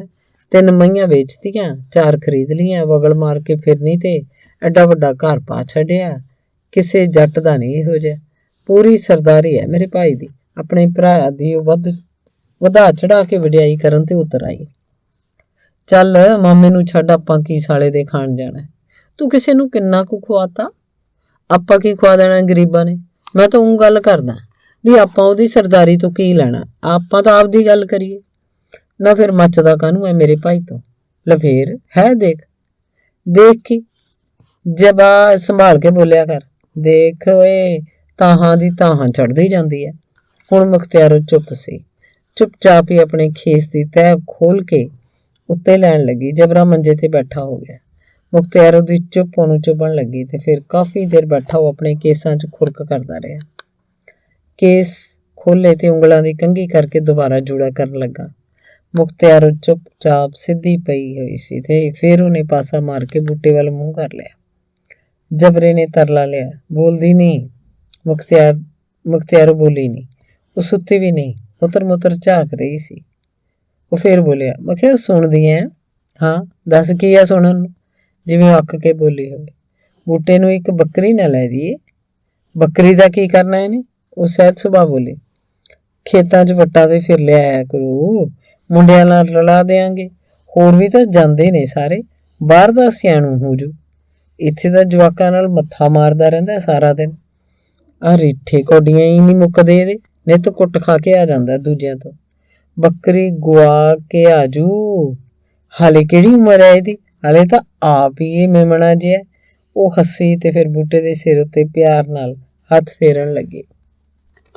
ਹੁਣ ਖੇਤੀ ਜਾਣ ਲੱਗੇ, ਫੇਰ ਹੀ ਵੱਲ ਆਊ ਇਹਨੂੰ ਖੇਤੀ ਦੇ ਕੰਮ ਦਾ। ਉਹ ਮੰਜੇ ਉੱਤੇ ਉਵੇਂ ਬੈਠਾ ਹੋਇਆ ਸੀ। ਮੈਂ ਦੱਸਾਂ? ਉਹ ਵੀ ਉੱਠ ਕੇ ਬੈਠ ਗਈ। ਹਾਂ, ਮੈਂ ਇਸ ਜਵਾਕ ਨੂੰ ਜੱਟਾਂ ਦੇ ਵੱਸ ਨਹੀਂ ਪਾਉਣਾ। ਕਿਉਂ? ਇਹ ਕੋਈ ਮਾੜਾ ਕੰਮ ਹੈ? ਪਿਓ ਦਾਦੇ ਨੇ ਕੀਤਾ ਹੈ, ਸਾਰੀ ਦੁਨੀਆ ਕਰੀ ਜਾਂਦੀ ਹੈ। ਖੇਤੀ ਦੇ ਕੰਮ 'ਚ ਪੂਰੀ ਬਰਕਤ ਹੈ। ਨਾ, ਇਹ ਕੋਈ ਕੰਮ ਹੈ? ਨਹਾਉਣ ਧੋਣ ਦੀ ਸੁਰਤ ਨਹੀਂ ਰਹਿੰਦੀ ਅਗਲੇ ਨੂੰ, ਸਾਰੀ ਉਮਰ ਹਨੇਰਾ ਢੋਂਦੇ ਆਦਮੀ। ਨਾ ਫਿਰ ਹੋਰ ਕੀ ਦਫ਼ਤਰ ਤੇ ਬਿਠਾਏਂਗੀ ਇਹਨੂੰ? ਹੋਰ ਕੀ ਕਰੂਗਾ ਇਹ? ਮੈਂ ਤਾਂ ਇਹਨੂੰ ਪੜ੍ਹਨ ਲਾਉਣਾ ਹੈ, 10 ਜਮਾਤਾਂ ਪਾਸ ਕਰਵਾਉਣੀਆਂ ਨੇ, ਨੌਕਰੀ ਇਹਦਾ ਮਾਮਾ ਆਪੇ ਦਵਾਓ। ਕਿਹੜਾ ਫਸ ਗਿਆ ਕਿਸੇ ਕਿੱਤੇ 'ਚ, ਸਾਰੀ ਉਮਰ ਮੌਜਾਂ ਕਰੋ। ਉਹ ਹੱਸਣ ਲੱਗਿਆ। ਹੱਸਣ ਦੀ ਗੱਲ ਨਹੀਂ, ਆਪਾਂ ਤਾਂ ਇਹਨੂੰ ਪੜ੍ਹਾਵਾਂਗੇ। ਕਿੰਨੇ ਮੁੰਡੇ ਪੜ੍ਹਦੇ ਨੇ ਆਪਣੇ ਛੱਪੜੀ ਵਿਹੜੇ ਦੇ, ਕਈ ਤਾਂ 10ਵੀਂ ਪਾਸ ਕਰ ਵੀ ਗਏ। ਉਹ ਕਈ ਕਿੰਨੇ ਕੁ ਸਾਰੇ ਧੱਕੇ ਖਾਂਦੇ ਫਿਰਦੇ ਹੋਣੇ ਨੇ, ਇੱਕ ਨੂੰ ਵੀ ਨੌਕਰੀ ਨਹੀਂ ਮਿਲੀ। ਉਹ ਨਹੀਂ ਮਿਲੀ, ਮਿਲ ਜੂਗੀ। 10ਵੀਂ ਤੱਕ ਕਰ ਗਏ, ਜਿਵੇਂ 10ਵੀਂ ਕਰ ਗਏ ਉਵੇਂ ਜਿਵੇਂ ਨੌਕਰੀ ਵੀ ਲੈ ਜਾਣਗੇ। ਅੰਗ 7ਵਾਂ। ਜਿਸ ਮਹੀਨੇ ਪ੍ਰਾਇਮਰੀ ਸਕੂਲ ਦੀਆਂ ਮਾਸਟਰਾਣੀਆਂ ਨਵੇਂ ਮੁੰਡੇ ਕੁੜੀਆਂ ਦੇ ਨਾਂ ਲਿਖਣ ਛੱਪੜੀ ਵਿਹੜੇ ਆਈਆਂ ਸਨ, ਉਹਨਾਂ ਦਿਨਾਂ 'ਚ ਜਬਰੇ ਦੇ ਘਰ 'ਚ ਕਣਕ ਦਾ ਇੱਕ ਵੀ ਦਾਣਾ ਨਹੀਂ ਸੀ। ਪਿੰਡ ਦੀ ਆਟਾ ਚੱਕੀ ਤੋਂ 2 ਵਾਰੀ ਉਹ 10-10 ਕਿਲੋ ਆਟਾ ਮੁੱਲ ਲੈ ਕੇ ਆਇਆ। ਆਟਾ ਤਾਂ ਬਹੁਤ ਮਹਿੰਗਾ ਪੈਂਦਾ ਤੇ ਨਾਲੇ ਆਟਾ ਲਿਆਉਣ ਲਈ ਹਰ ਵਾਰ ਨਗਦ ਪੈਸੇ ਕਿੱਥੋਂ ਪੈਦਾ ਹੋ ਸਕਦੇ। ਉਸ ਸਾਲ ਉਹਨਾਂ ਕੋਲ ਮੱਝ ਨਹੀਂ ਸੀ, ਨਹੀਂ ਤਾਂ ਮੱਝ ਵੇਲੇ ਉਹ ਦੁੱਧ ਵੇਚ ਕੇ ਗੁਜ਼ਾਰਾ ਕਰ ਲੈਂਦੇ ਸਨ। ਇਸ ਸਾਲ ਤਾਂ ਉਹਨਾਂ ਕੋਲ ਇੱਕ ਗਾਂ ਸੀ। ਥੋੜਾ ਦੁੱਧ ਦੋਵੇਂ ਵੇਲੇ ਦੇ ਦਿੰਦੀ, ਬਸ ਚਾਹ ਬਣ ਜਾਂਦੀ। ਰਾਤ ਵੇਲੇ ਥੋੜਾ ਜਿਹਾ ਬਚਦਾ ਤਾਂ ਬੂਟਾ ਪੀ ਲੈਂਦਾ। ਸੜਕ ਉੱਤੇ ਕੰਮ ਕਰਨ ਵਾਲੇ ਕੁਝ ਬੇਲਦਾਰ ਚੋਰੀਆਂ ਲੁੱਕ ਵੇਚ ਦਿੰਦੇ, ਬਜਰੀ ਦੀਆਂ ਬੋਰੀਆਂ ਭਰ ਕੇ ਚੁਕਾ ਦਿੰਦੇ। ਜਬਰੇ ਨੇ ਅਜਿਹਾ ਕੰਮ ਕਦੇ ਨਹੀਂ ਕੀਤਾ ਸੀ। ਉਹ ਤਾਂ ਰੱਬ ਤੋਂ ਡਰਨ ਵਾਲਾ ਬੰਦਾ ਸੀ। ਅਜਿਹਾ ਕਰ ਸਕਦਾ ਹੁੰਦਾ ਤਾਂ ਉਹ ਵੀ ਮੌਜਾਂ ਕਰਦਾ। ਦੂਜੇ ਬੇਲਦਾਰਾਂ ਤੇ ਮੇਟ ਨੂੰ ਇੰਜ ਕਰਦੇ ਉਹ ਦੇਖਦਾ ਰਹਿੰਦਾ, ਪਰ ਖੁਦ ਉਹਦੀ ਹਿੰਮਤ ਕਦੇ ਨਹੀਂ ਪਈ। ਉਹ ਤਾਂ ਇੰਜ ਕਰਨ ਨੂੰ ਪਾਪ ਸਮਝਦਾ, ਕਹਿੰਦਾ ਹੁੰਦਾ ਦਰਗਾਹ 'ਚ ਜਾ ਕੇ ਲੇਖਾ ਦੇਣਾ ਹੈ, ਕਾਹਨੂੰ ਐਵੇਂ ਪਾਪਾਂ ਦੇ ਭਾਗੀ ਬਣੀਏ। ਸਾਬਤ ਨਾਲੋਂ ਅੱਧੀ ਚੰਗੀ ਹੱਕ ਦੀ ਖਾਣੀ ਹੈ ਭਾਈ। ਉਹਦਾ ਕੋਈ ਸਾਥੀ ਬੇਲਦਾਰ ਕਹਿ ਵੀ ਦਿੰਦਾ, ਮਰ ਭੁੱਖਾ। ਫਿਰ ਮਰਨ ਪਿੱਛੋਂ ਦੇਖਿਆ ਸੱਚ ਕੀ ਹੈ ਤੇ ਝੂਠ ਕੀ ਹੈ, ਸਾਰੀ ਦੁਨੀਆ ਕਰੀ ਜਾਂਦੀ ਹੈ, ਤੈਨੂੰ ਦੱਸ ਕੀ ਵੱਢ ਪੈਂਦੀ ਹੈ। ਨਾ ਭਰਾਵਾ, ਉਸ ਦਿਨ ਤਾਂ ਆਪਾਂ ਜੰਮੇ ਹੀ ਨਹੀਂ। ਅੱਧੀ ਤਾਂ ਲੰਘ ਗਈ, ਅੱਧੀ ਰਹਿੰਦੀ ਆ, ਆਪੇ ਰੱਬ ਦੇਊ। ਇਹ ਕੰਮ ਨਹੀਂ ਕਰਨਾ, ਉਹ ਮੋੜਵਾਂ ਜਵਾਬ ਦਿੰਦਾ। ਇਹ ਉਹ ਦਿਨ ਸਨ ਜਦੋਂ ਕਣਕ ਖੇਤਾਂ 'ਚ ਪੱਕਣ ਉੱਤੇ ਆਈ ਹੁੰਦੀ ਹੈ। ਡੰਗ ਪੂਰਾ ਕਰਨ ਵਾਲੇ ਜ਼ਿਮੀਂਦਾਰ ਤਾਂ ਫਸਲ ਨਿਕਲਦੇ ਹੀ ਖਾਣ ਜੋਗੀ ਰੱਖ ਕੇ ਬਾਕੀ ਦੀ ਸਾਰੀ ਕਣਕ ਮੰਡੀ ਤੇ ਪਹੁੰਚਾ ਦਿੰਦੇ ਆ। ਪਰ ਸਰਦੇ ਭੁੱਜਦੇ ਤੇ ਧਨੀ ਜ਼ਿਮੀਂਦਾਰ ਇਹਨਾਂ ਦਿਨਾਂ ਵਿੱਚ ਹੀ ਕਣਕ ਬਾਹਰ ਕੱਢਦੇ। ਇਹਨਾਂ ਦਿਨਾਂ 'ਚ ਹੀ ਕਣਕ ਮਹਿੰਗੀ ਹੋ ਕੇ ਵਿਕਦੀ। ਮੰਡੀ ਦੀ ਗੱਲ ਵੱਖਰੀ, ਧਨਾੜ ਜ਼ਿਮੀਂਦਾਰ ਤਾਂ ਇਹਨਾਂ ਦਿਨਾਂ 'ਚ ਕਣਕ ਦਾ ਦੁੱਗਣਾ ਮੁੱਲ ਪਾਉਂਦੇ। ਮੰਡੀ ਤੇ ਜਾਣ ਦੀ ਲੋੜ ਹੀ ਨਹੀਂ ਰਹਿੰਦੀ, ਕਣਕ ਤਾਂ ਪਿੰਡ 'ਚ ਹੀ ਲੱਗ ਜਾਂਦੀ। ਲੋੜਵੰਦ ਲੋਕ ਚੜੇ ਮੁੱਲ ਤੇ ਹੀ ਨਗਦਾਂ ਦੀ ਖਰੀਦ ਕੇ ਲੈ ਜਾਂਦੇ। ਥੜੇ ਟੁੱਟੇ ਕਿਸਾਨ ਲੋਕ ਡੂਢੀਆਂ ਸਵਾਈਆਂ ਉੱਤੇ ਚੁੱਕ ਲੈਂਦੇ। ਇਹਨਾਂ ਦਿਨਾਂ 'ਚ ਕਣਕ ਨਿਰੀ ਚਾਂਦੀ ਬਣ ਉੱਠਦੀ ਹੈ। ਜਬਰੇ ਸਾਹਮਣੇ ਹੋਰ ਕੋਈ ਰਾਹ ਨਹੀਂ ਰਹਿ ਗਿਆ ਸੀ। ਹੁਣ ਤਾਂ ਇੱਕੋ ਇਲਾਜ ਸੀ ਕਿ ਉਹ ਕਿਸੇ ਜ਼ਿਮੀਂਦਾਰ ਦੇ ਘਰੋਂ ਲਿਖਤ ਕਰਕੇ ਕਣਕ ਲਿਆਵੇ। ਇੰਜ ਕਣਕ ਲਿਆਉਣ ਦੇ ਸਭ ਢੰਗ ਤਰੀਕਿਆਂ ਦਾ ਉਹਨੂੰ ਪਤਾ ਸੀ।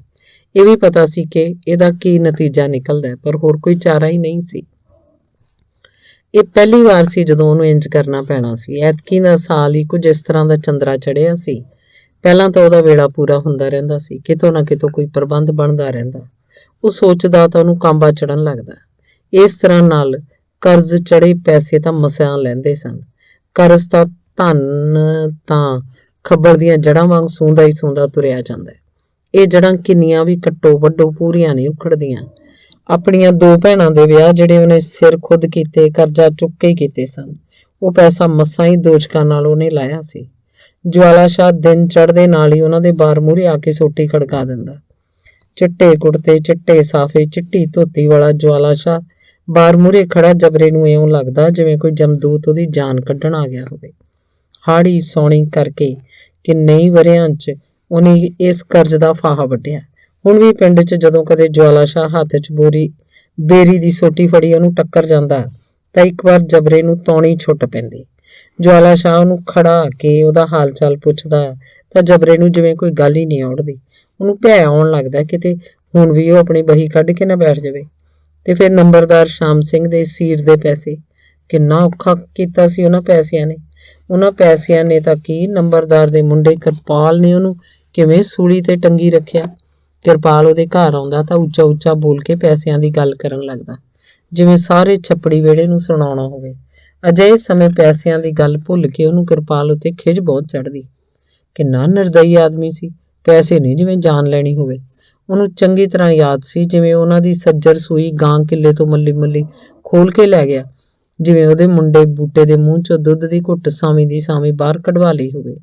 ਤੇ ਜਿਸ ਦਿਨ ਨੰਬਰਦਾਰ ਦੀ ਬਹੀ ਉੱਤੇ ਨਾਮੇ ਦਾ ਕਾਂਟਾ ਵੱਜਿਆ, ਜਬਰੇ ਨੂੰ ਲੱਗਿਆ ਜਿਵੇਂ ਉਹਦਾ ਦੁਬਾਰਾ ਜਨਮ ਹੋਇਆ ਸੀ, ਜਿਵੇਂ ਇੱਕ ਲੰਬੀ ਕੈਦ ਚੋਂ ਛੁੱਟ ਕੇ ਆਇਆ ਹੋਵੇ। ਤੇ ਹੁਣ ਜਵਾਲਾ ਸ਼ਾਹ ਤੇ ਨੰਬਰਦਾਰ ਦਾ ਮੁੰਡਾ ਕਿਰਪਾਲ ਉਹਦੀਆਂ ਅੱਖਾਂ ਅੱਗੇ ਪ੍ਰੇਤਾਂ ਵਾਂਗ ਘੁੰਮ ਰਹੇ ਸਨ। ਇੰਜ ਦਾ ਹੀ ਕੋਈ ਤੀਜਾ ਪ੍ਰੇਤ ਉਹਨੂੰ ਟੱਕਰਨ ਵਾਲਾ ਸੀ, ਪਰ ਉਹ ਸੋਚਦਾ ਉਹ ਬਹੁਤਾ ਭਾਰ ਨਹੀਂ ਚੁੱਕੇਗਾ, ਉਹ ਆਪਣੇ ਵਿੱਤ ਅਨੁਸਾਰ ਹੀ ਭਾਰ ਥੱਲੇ ਸਿਰ ਦੇਗਾ। ਅੰਗ 8ਵਾਂ। ਕਰਮ ਸਿੰਘ ਦੇ ਕੋਠੇ ਰਾਮਗੜ੍ਹ ਤੋਂ 1.5-2 ਮੀਲ ਦੀ ਵਿੱਥ ਉੱਤੇ ਸਨ। ਉਹਨਾਂ ਦਾ ਪੁਰਾਣਾ ਘਰ ਪਿੰਡ ਵਿੱਚ ਸੀ, ਪਰ ਜਦੋਂ ਤੋਂ ਸੜਕ ਨਿਕਲੀ ਤੇ ਮੁਰੱਬਾਬੰਦੀ ਹੋ ਗਈ, ਉਹਨਾਂ ਨੇ ਖੇਤ ਵਿੱਚ ਹੀ ਆਪਣਾ ਘਰ ਪਾ ਲਿਆ। ਇਸੇ ਥਾਂ ਹੀ ਉਹਦੀ 40 ਕਿੱਲੇ ਜ਼ਮੀਨ ਦਾ ਟੱਕ ਕੱਟਿਆ ਗਿਆ।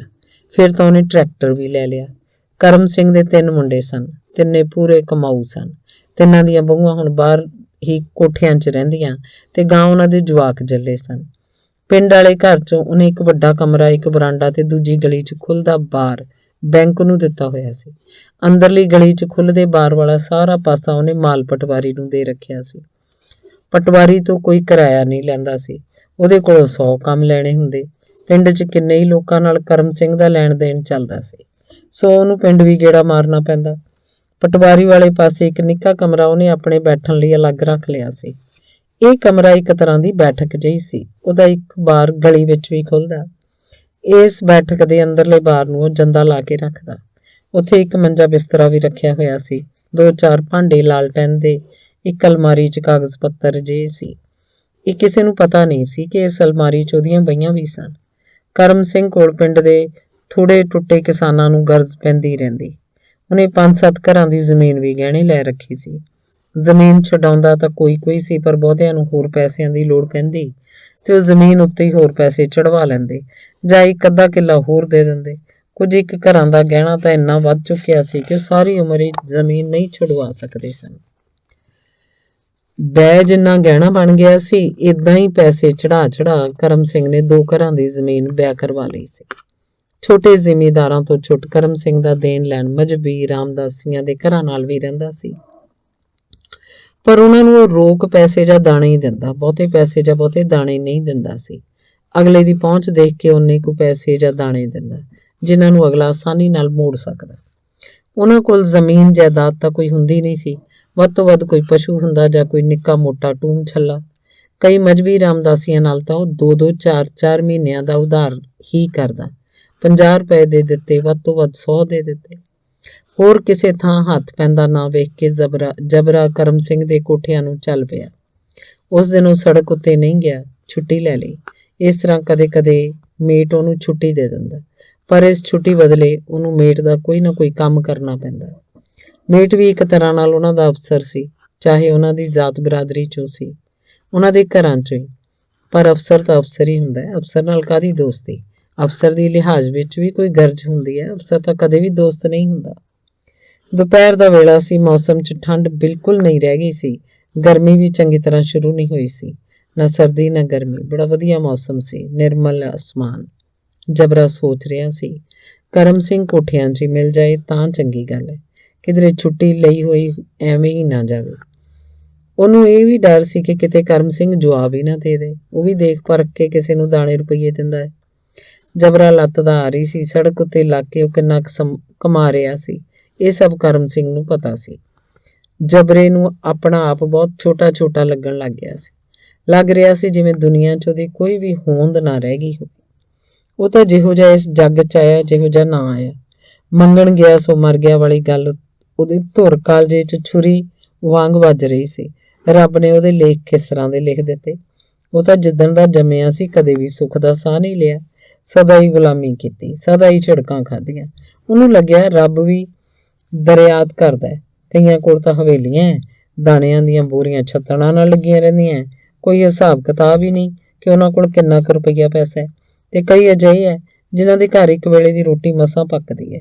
ਨਿੱਕੀ ਨਿੱਕੀ ਚੀਜ਼ ਤੋਂ ਵੀ ਤਰਸਦੇ ਰਹਿੰਦੇ ਆ, ਹਿੱਕ ਕੱਢ ਕੇ ਤੁਰ ਹੀ ਨਹੀਂ ਸਕਦੇ। ਸੰਸਾਰ 'ਚ ਜਿਵੇਂ ਉਹ ਫਾਲਤੂ ਜੀ ਚੀਜ਼ ਬਣ ਕੇ ਰਹਿ ਗਏ ਹੁਣ। ਅੰਗ 9ਵਾਂ। ਕਰਮ ਸਿੰਘ ਇੱਕ ਬਕਰੈਣ ਥੱਲੇ ਤਖਤਪੋਸ਼ ਉੱਤੇ ਬੈਠਾ ਗਰਨਾ ਕੱਢ ਰਿਹਾ ਸੀ।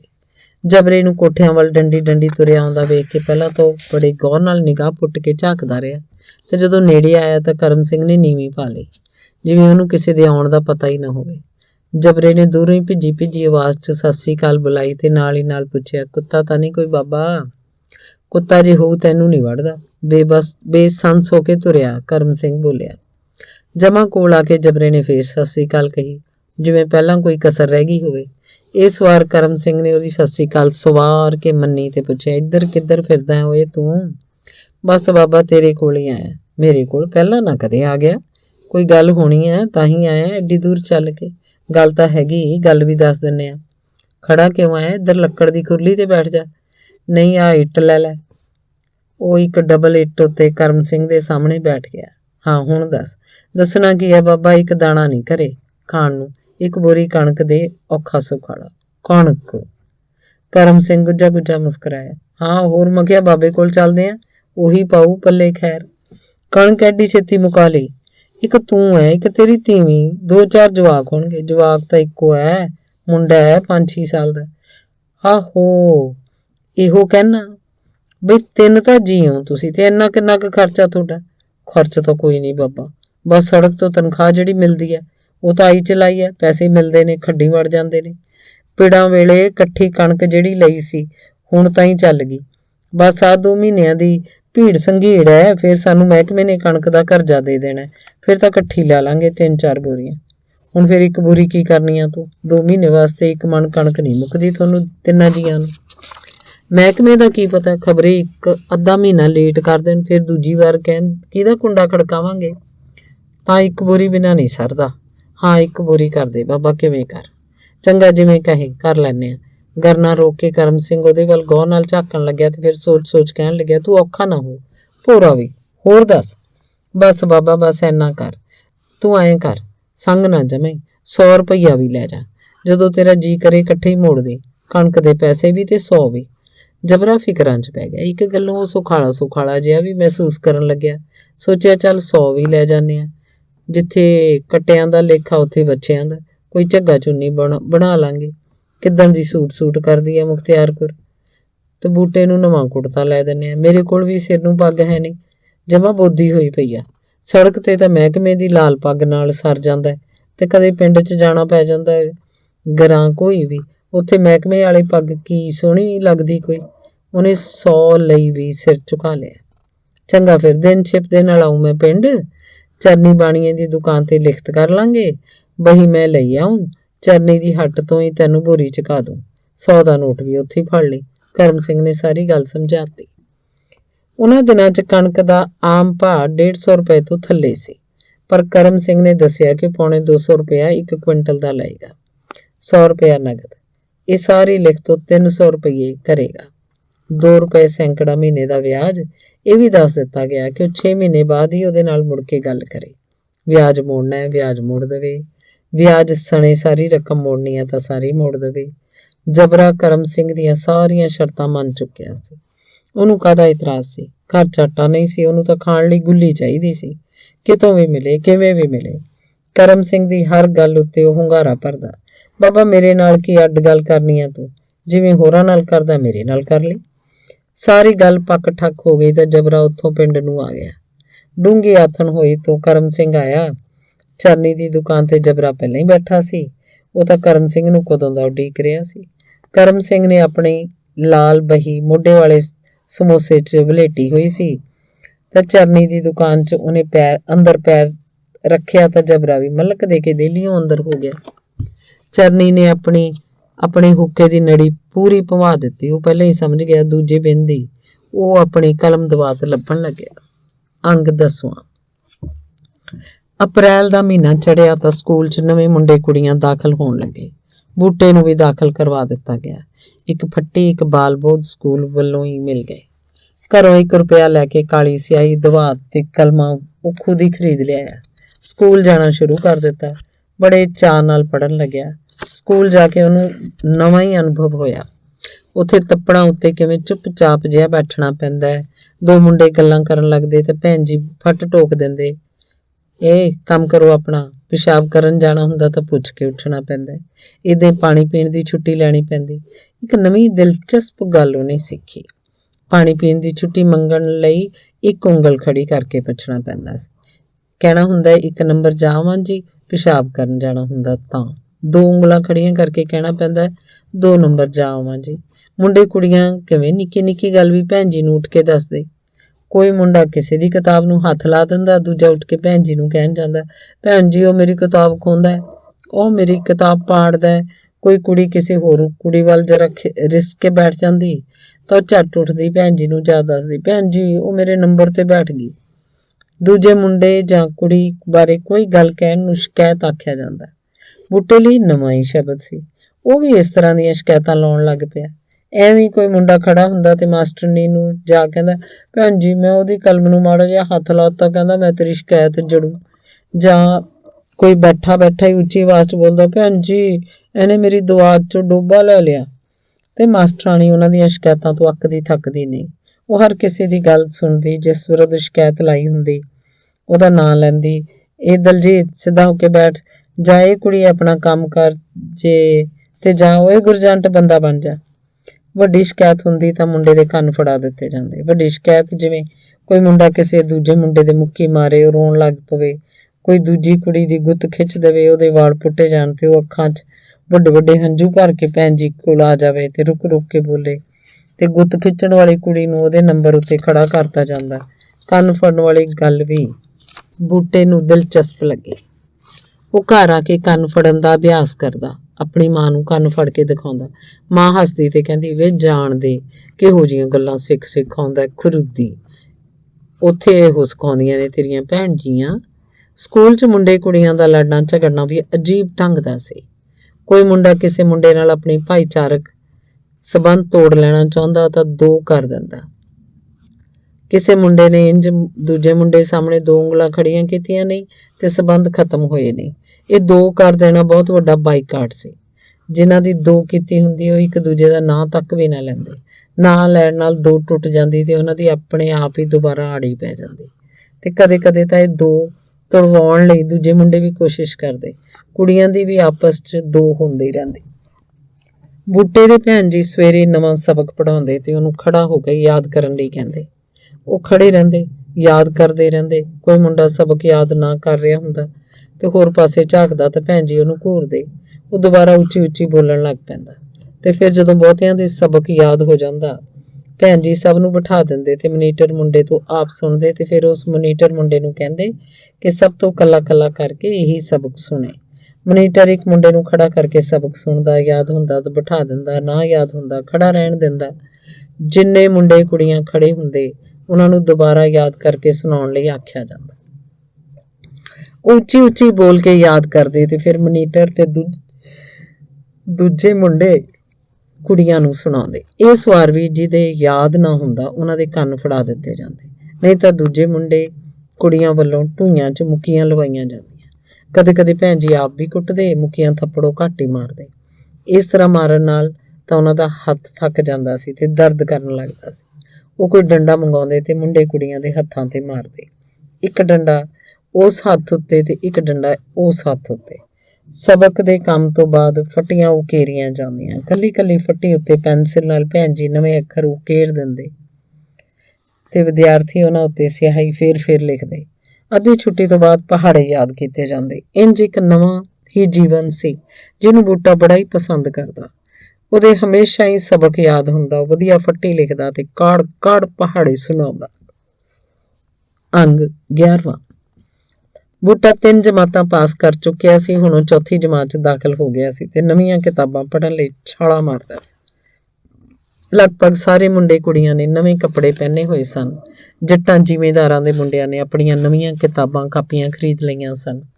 ਮਜ਼ਹਬੀ ਰਾਮਦਾਸੀਆਂ ਦੇ ਮੁੰਡਿਆਂ ਨੂੰ ਕਿਤਾਬਾਂ ਕਾਪੀਆਂ ਸਰਕਾਰ ਵੱਲੋਂ ਮਿਲਦੀਆਂ ਸਨ, ਮਤਲਬ ਕਿ ਸਕੂਲ ਵੱਲੋਂ ਮਿਲਦੀਆਂ ਸਨ। ਇਸ ਲਈ ਅਜਿਹੇ ਵਿਦਿਆਰਥੀ ਅਜੇ ਖਾਲੀ ਬਸਤਿਆਂ ਨਾਲ ਹੀ ਸਕੂਲ ਆਉਂਦੇ, ਦੂਜੇ ਮੁੰਡਿਆਂ ਦੀਆਂ ਕਿਤਾਬਾਂ ਉੱਤੋਂ ਪੜ੍ਹਦੇ। ਮਜ਼ਹਬੀ ਰਾਮਦਾਸੀਆਂ ਦੇ ਮੁੰਡਿਆਂ ਨੂੰ ਭੈਣ ਜੀ ਨੇ ਕਿਹਾ ਸੀ ਕਿ ਉਹ ਹਾਲੇ ਇੱਕ ਕਾਪੀ ਪੰਜਾਬੀ, ਹਿੰਦੀ ਤੇ ਹਿਸਾਬ ਦੇ ਸਵਾਲਾਂ ਲਈ ਮੁੱਲ ਲੈ ਲੈਣ। ਸਕੂਲ ਵੱਲੋਂ ਥੋੜ੍ਹੇ ਦਿਨ ਠਹਿਰ ਕੇ ਉਹਨਾਂ ਨੂੰ ਹੋਰ ਕਾਪੀਆਂ ਦੇ ਦਿੱਤੀਆਂ ਜਾਣਗੀਆਂ ਤੇ ਸਾਰੀਆਂ ਕਿਤਾਬਾਂ ਵੀ। ਬੂਟੇ ਦੀ ਮਾਂ ਨੇ ਉਹਨੂੰ ਬੋਸਕੀ ਦਾ ਨਵਾਂ ਕੁੜਤਾ ਤੇ ਮੈਲੇ ਲੱਠੇ ਦਾ ਇੱਕ ਪਜਾਮਾ ਸਿਲਾਤਾ। ਪੈਰਾਂ ਲਈ ਕਾਲੀ ਕੁਰਮ ਦੇ ਜੋੜੇ ਵੀ ਲੈਤੇ। ਪੱਗ ਵੱਲੋਂ ਆਪਣੀ ਮਾਂ ਦਾ ਨਵਾਂ ਦੁਪੱਟਾ ਬੰਨ੍ਹ ਲੈਂਦਾ। ਇਹ ਦੁਪੱਟਾ ਜਾਲਖਾ ਜਿਹਾ ਸੀ, ਨਵੇਂ ਨੂੰ ਮਾਵਾ ਵੀ ਸੀ, ਸੋ ਬੂਟੇ ਨੂੰ ਤਾਂ ਇਹੀ ਵਧੀਆ ਲੱਗਦਾ। ਨਵੀਂ ਪੱਗ ਖਰੀਦਣ ਲਈ ਉਹਨਾਂ 'ਚ ਭਰੋਖੋਂ ਨਹੀਂ ਸੀ। ਨਵੀਂ ਪੱਗ ਉੱਤੇ ਤਾਂ ਬਹੁਤ ਪੈਸੇ ਲੱਗ ਜਾਣੇ ਸਨ ਤੇ ਮਾਂ ਦੇ ਦੁਪੱਟੇ ਨਾਲ ਹੀ ਘਰੋਂ ਸਰ ਗਿਆ। ਬੂਟਾ ਖੁਸ਼ ਸੀ।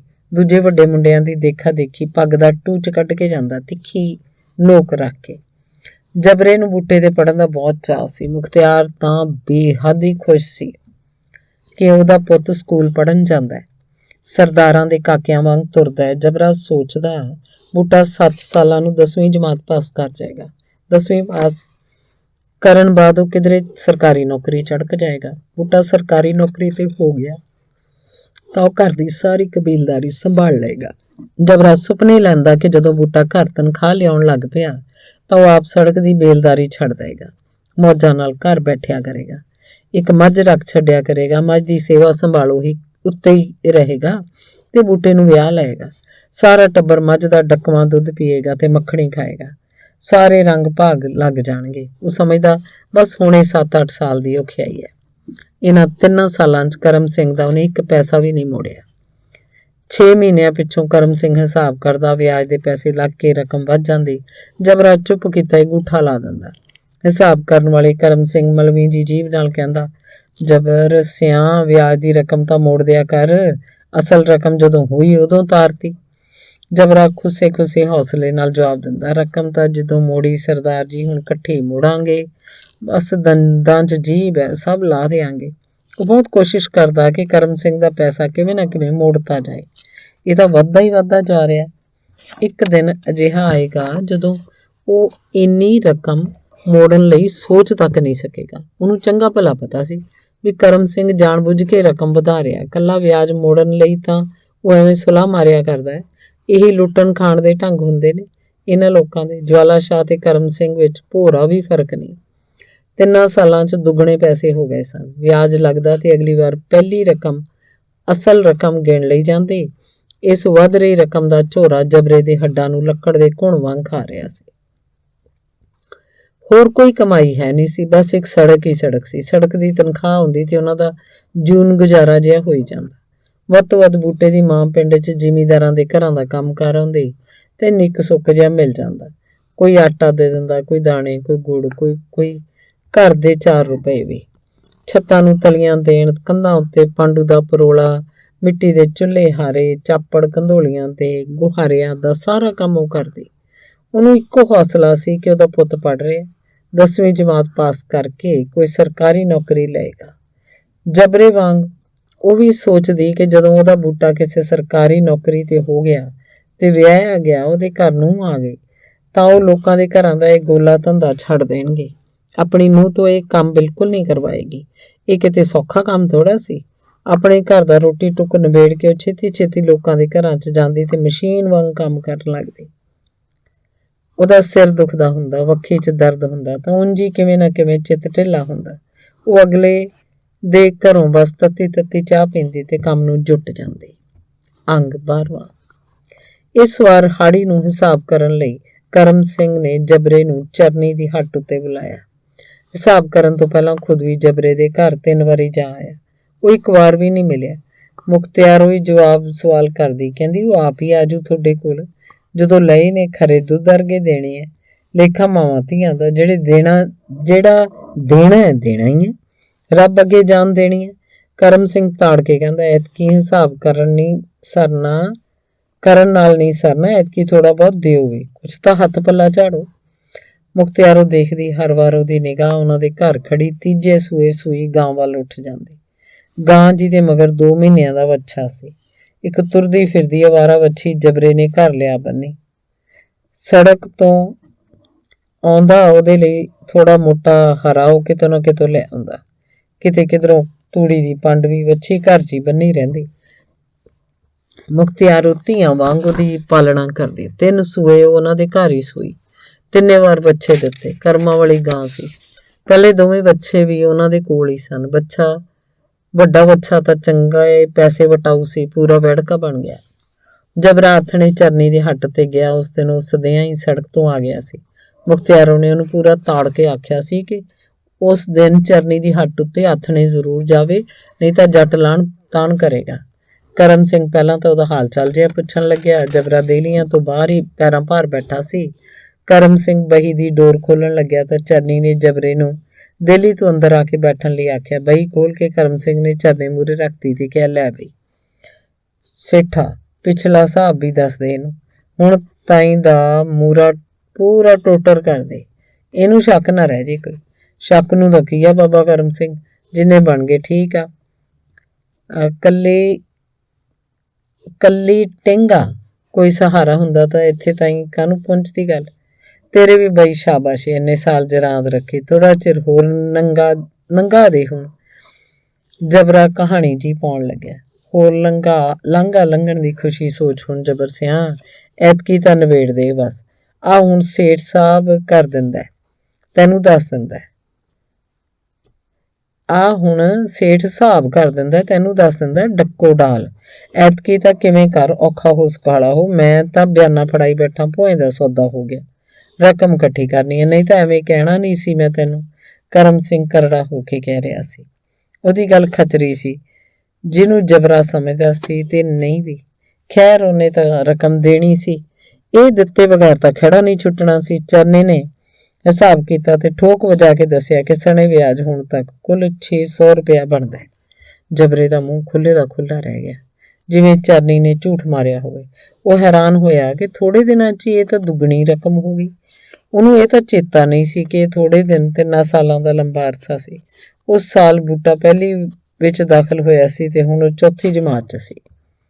ਪੈਂਦੀ ਸਾਟੀ ਕਰਮ ਸਿੰਘ ਨੇ ਸਾਰਖਰੀ ਗੱਲ ਸੁਣਾਤੀ। ਲੈ ਵੀ ਸੁਣ ਲੈ ਮੇਰੀ ਗੱਲ, ਇੱਕੋ ਸੁਣਾ ਦਿੰਦਾ। 100 ਹੱਥ ਰੱਸਾ ਸਿਰੇ ਤੇ ਗੰਢ। ਜਾਂ ਤਾਂ ਸਾਰੀ 600 ਦੀ ਰਕਮ 4 ਦਿਨਾਂ ਦੇ ਅੰਦਰ ਅੰਦਰ ਤਾਰਦੀ, ਨਹੀਂ ਤਾਂ ਫਿਰ 5ਵੇਂ ਨੂੰ ਤੇਰੀ ਗਾਂ ਦਾ ਰੱਸਾ ਲੈ ਜਾਣਾ ਮੈਂ। ਗਾਂ ਤੇਰੀ 600 ਤੋਂ 1 ਪੈਸਾ ਵੱਧ ਨਹੀਂ। ਆ ਬੈਠੇ ਚਰਨੀ ਮੱਲ ਸੇਠ।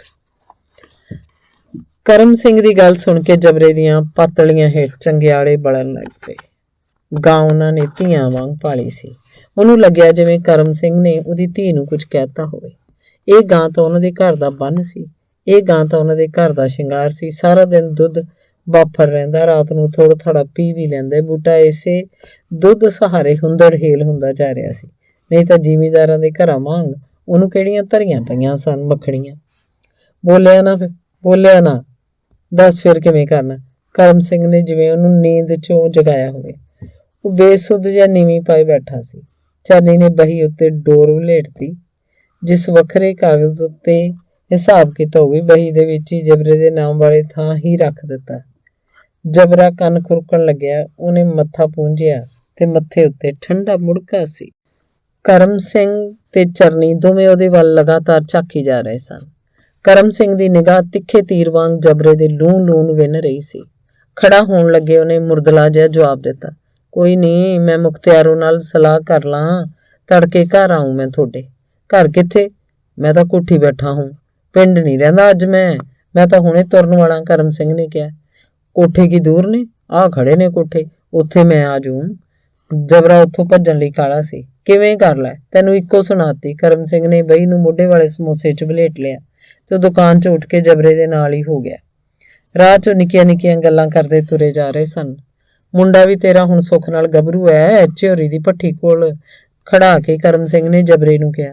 ਹਾਂ, 4ਥੀ 'ਚ ਪੜ੍ਹਦਾ। ਜਬਰੇ ਨੂੰ ਹੈਰਾਨੀ ਹੋਈ ਕਿ ਵਿਆਜੂ ਪੈਸਿਆਂ ਦਾ ਝੇੜਾ ਕਰਦਾ ਕਰਮ ਸਿੰਘ ਵੀ ਉਹਦੇ ਮੁੰਡੇ ਦੀ ਗੱਲ ਕਿਵੇਂ ਲੈ ਬੈਠਾ। ਖਾਸਾ ਉਡਾਰ ਹੈ ਹੁਣ ਤਾਂ, ਛੋਲਾ ਵੀ ਲੱਗਦਾ ਮੈਨੂੰ, ਬੀਜ ਖੇਡਦਾ ਦੇਖਿਆ ਮੈਂ ਤਾਂ। ਉਹਨੇ ਫੇਰ ਕਿਹਾ। ਹਾਂ, ਉਹ ਤਾਂ ਕਿਰਪਾ ਬਾਖਰੂ ਦੀ। ਜਬਰਾ ਜਿਵੇਂ ਅਸਲੀ ਗੱਲ ਤੋਂ ਦੂਰ ਜਾ ਰਿਹਾ ਹੋਵੇ। ਆ ਢਾਂਡੇ ਚਾਰਨ ਵਾਲਾ ਤਾਂ ਸੁੱਖ ਨਾਲ ਹੋਇਆ ਪਿਆ ਹੈ, ਜਾਂ ਇੱਕ ਹੋਰ ਕਰ। ਕੀ? ਇਹਨੂੰ ਪਾਲੀ ਰਲਾ ਦੇ ਮੇਰੇ ਨਾਲ, ਸਾਡਾ ਪਾਲੀ ਭੱਜ ਗਿਆ। ਚੱਲ ਐਂ ਕਰ ਲੈ, ਗਾਹਾਂ ਤੋਂ 600 ਦੇ ਵਿਆਜ ਨਹੀਂ ਲੈਂਦੇ, ਜਦੋਂ ਮਰਜ਼ੀ 600 ਮੋੜ ਦੇ। ਉਹਨਾਂ ਚਿਰ ਮੁੰਡਾ ਮੇਰੇ ਕੋਲ ਰਹੇ, ਦੋਵੇਂ ਵਕਤਾਂ ਦੀ ਰੋਟੀ 6 ਮਹੀਨੇ ਲੀੜਾ ਕੱਪੜਾ ਵੀ ਦਿਉ, ਚੱਲ ਇਉਂ ਕਰ ਲੈ। ਉਹ ਤਾਂ ਕਰਮ ਸਿਆ ਪੜ੍ਹਦਾ ਹੈ, ਚੌਥੀ 'ਚ ਹੈ। ਮੈਂ ਕਹਿੰਦਾ ਪੜ੍ਹ ਜੇ, 10 ਕਰ ਲੈ, ਕਿਸੇ ਟੁਕੜੇ ਦੇ ਹੋ ਜੂ। ਛੱਡੇ ਤਾਂ ਆਪਣੇ ਜਵਾਕਾਂ ਨੇ ਕਿੱਧਰੋਂ ਦਫ਼ਤਰ ਤੇ ਬੈਠ ਜਾਣਾ, ਇਹੀ ਹਨੇਰਾ ਢੋਣਾ ਹੈ। ਆਪਾਂ ਤਾਂ ਜਬਰ ਸਿਆਂ ਇਹ ਛੱਡ ਪੜ੍ਹਾਈਆਂ ਪੜੂਈਆਂ, ਕਿਹਨੇ ਪੁੱਠੀ ਮੱਤ ਦੇਤੀ ਤੈਨੂੰ? ਉਹ ਤਾਂ ਤੇਰੀ ਠੀਕ ਹੈ ਕਰਮ ਸਿਆ, ਪਰ ਕੀ ਹੈ, ਚੰਗਾ ਤੂੰ ਆਪਦਾ ਦੇਖ। ਉਹ ਕਰ ਲੈ ਜਾਂ ਆਹ ਕਰ ਲੈ, ਪਰ ਨਿਬੇੜ ਦੇ, ਇੱਕ ਪਾਸਾ ਕਰ ਦੇ, ਚੰਗਾ ਤੜਕੇ ਮੈਂ ਡੀਕੂੰ ਤੈਨੂੰ। ਫਿਰ ਉਹ ਨਿਖੜ ਗਏ। ਅੰਗ 13ਵਾਂ। ਸਾਰੀ ਰਾਤ ਜਬਰਾ ਤੇ ਮੁਖਤਿਆਰੋ ਖੋਜਲਦੇ ਰਹੇ ਕਿ ਕਿਵੇਂ ਕੀਤਾ ਜਾਏ। ਗਾਂ ਦੇ ਦਿੱਤੀ ਜਾਏ ਜਾਂ ਪੜ੍ਹਾਈ ਛੁਡਾ ਕੇ ਬੂਟੇ ਨੂੰ ਪਾਲੀ ਲਾ ਦਿੱਤਾ ਜਾਏ। ਬੂਟਾ ਉਹਨਾਂ ਦੇ ਕੋਲ ਹੀ ਘੂਕ ਸੁੱਤਾ ਪਿਆ ਸੀ। ਜਦੋਂ ਵੀ ਬੂਟੇ ਨੂੰ ਪਾਲੀ ਰਲਾਉਣ ਦੀ ਗੱਲ ਛਿੜਦੀ, ਦੋਵੇਂ ਜੀ ਝੋਰਾ ਕਰਦੇ ਤੇ ਉਹਦੇ ਮੂੰਹ ਵੱਲ ਹਸਰਤ ਭਰੀਆਂ ਨਿਗਾਹਾਂ ਨਾਲ ਝਾਕਣ ਲੱਗਦੇ। ਦੋਵਾਂ ਦੇ ਕਾਲਜਿਆਂ 'ਚੋਂ ਇੱਕ ਰੁੱਗ ਜਿਹਾ ਨਿਕਲ ਜਾਂਦਾ, ਇੱਕ ਧੂੰਆਂ ਜਿਹਾ ਉਹਨਾਂ ਦੇ ਅੰਦਰੋਂ ਨਿਕਲ ਉੱਠਦਾ ਤੇ ਬੂਟੇ ਦੀ ਆਉਣ ਵਾਲੀ ਜ਼ਿੰਦਗੀ ਹਨੇਰਾ ਹੋ ਗਈ ਦਿਸਦੀ। ਬੂਟੇ ਨੂੰ ਪਾਲੀ ਰਲਾਉਂਦਿਆਂ ਤਾਂ ਉਹਦੀ ਪੜ੍ਹਾਈ ਵਿੱਚ ਹੀ ਰਹਿ ਜਾਣੀ ਸੀ।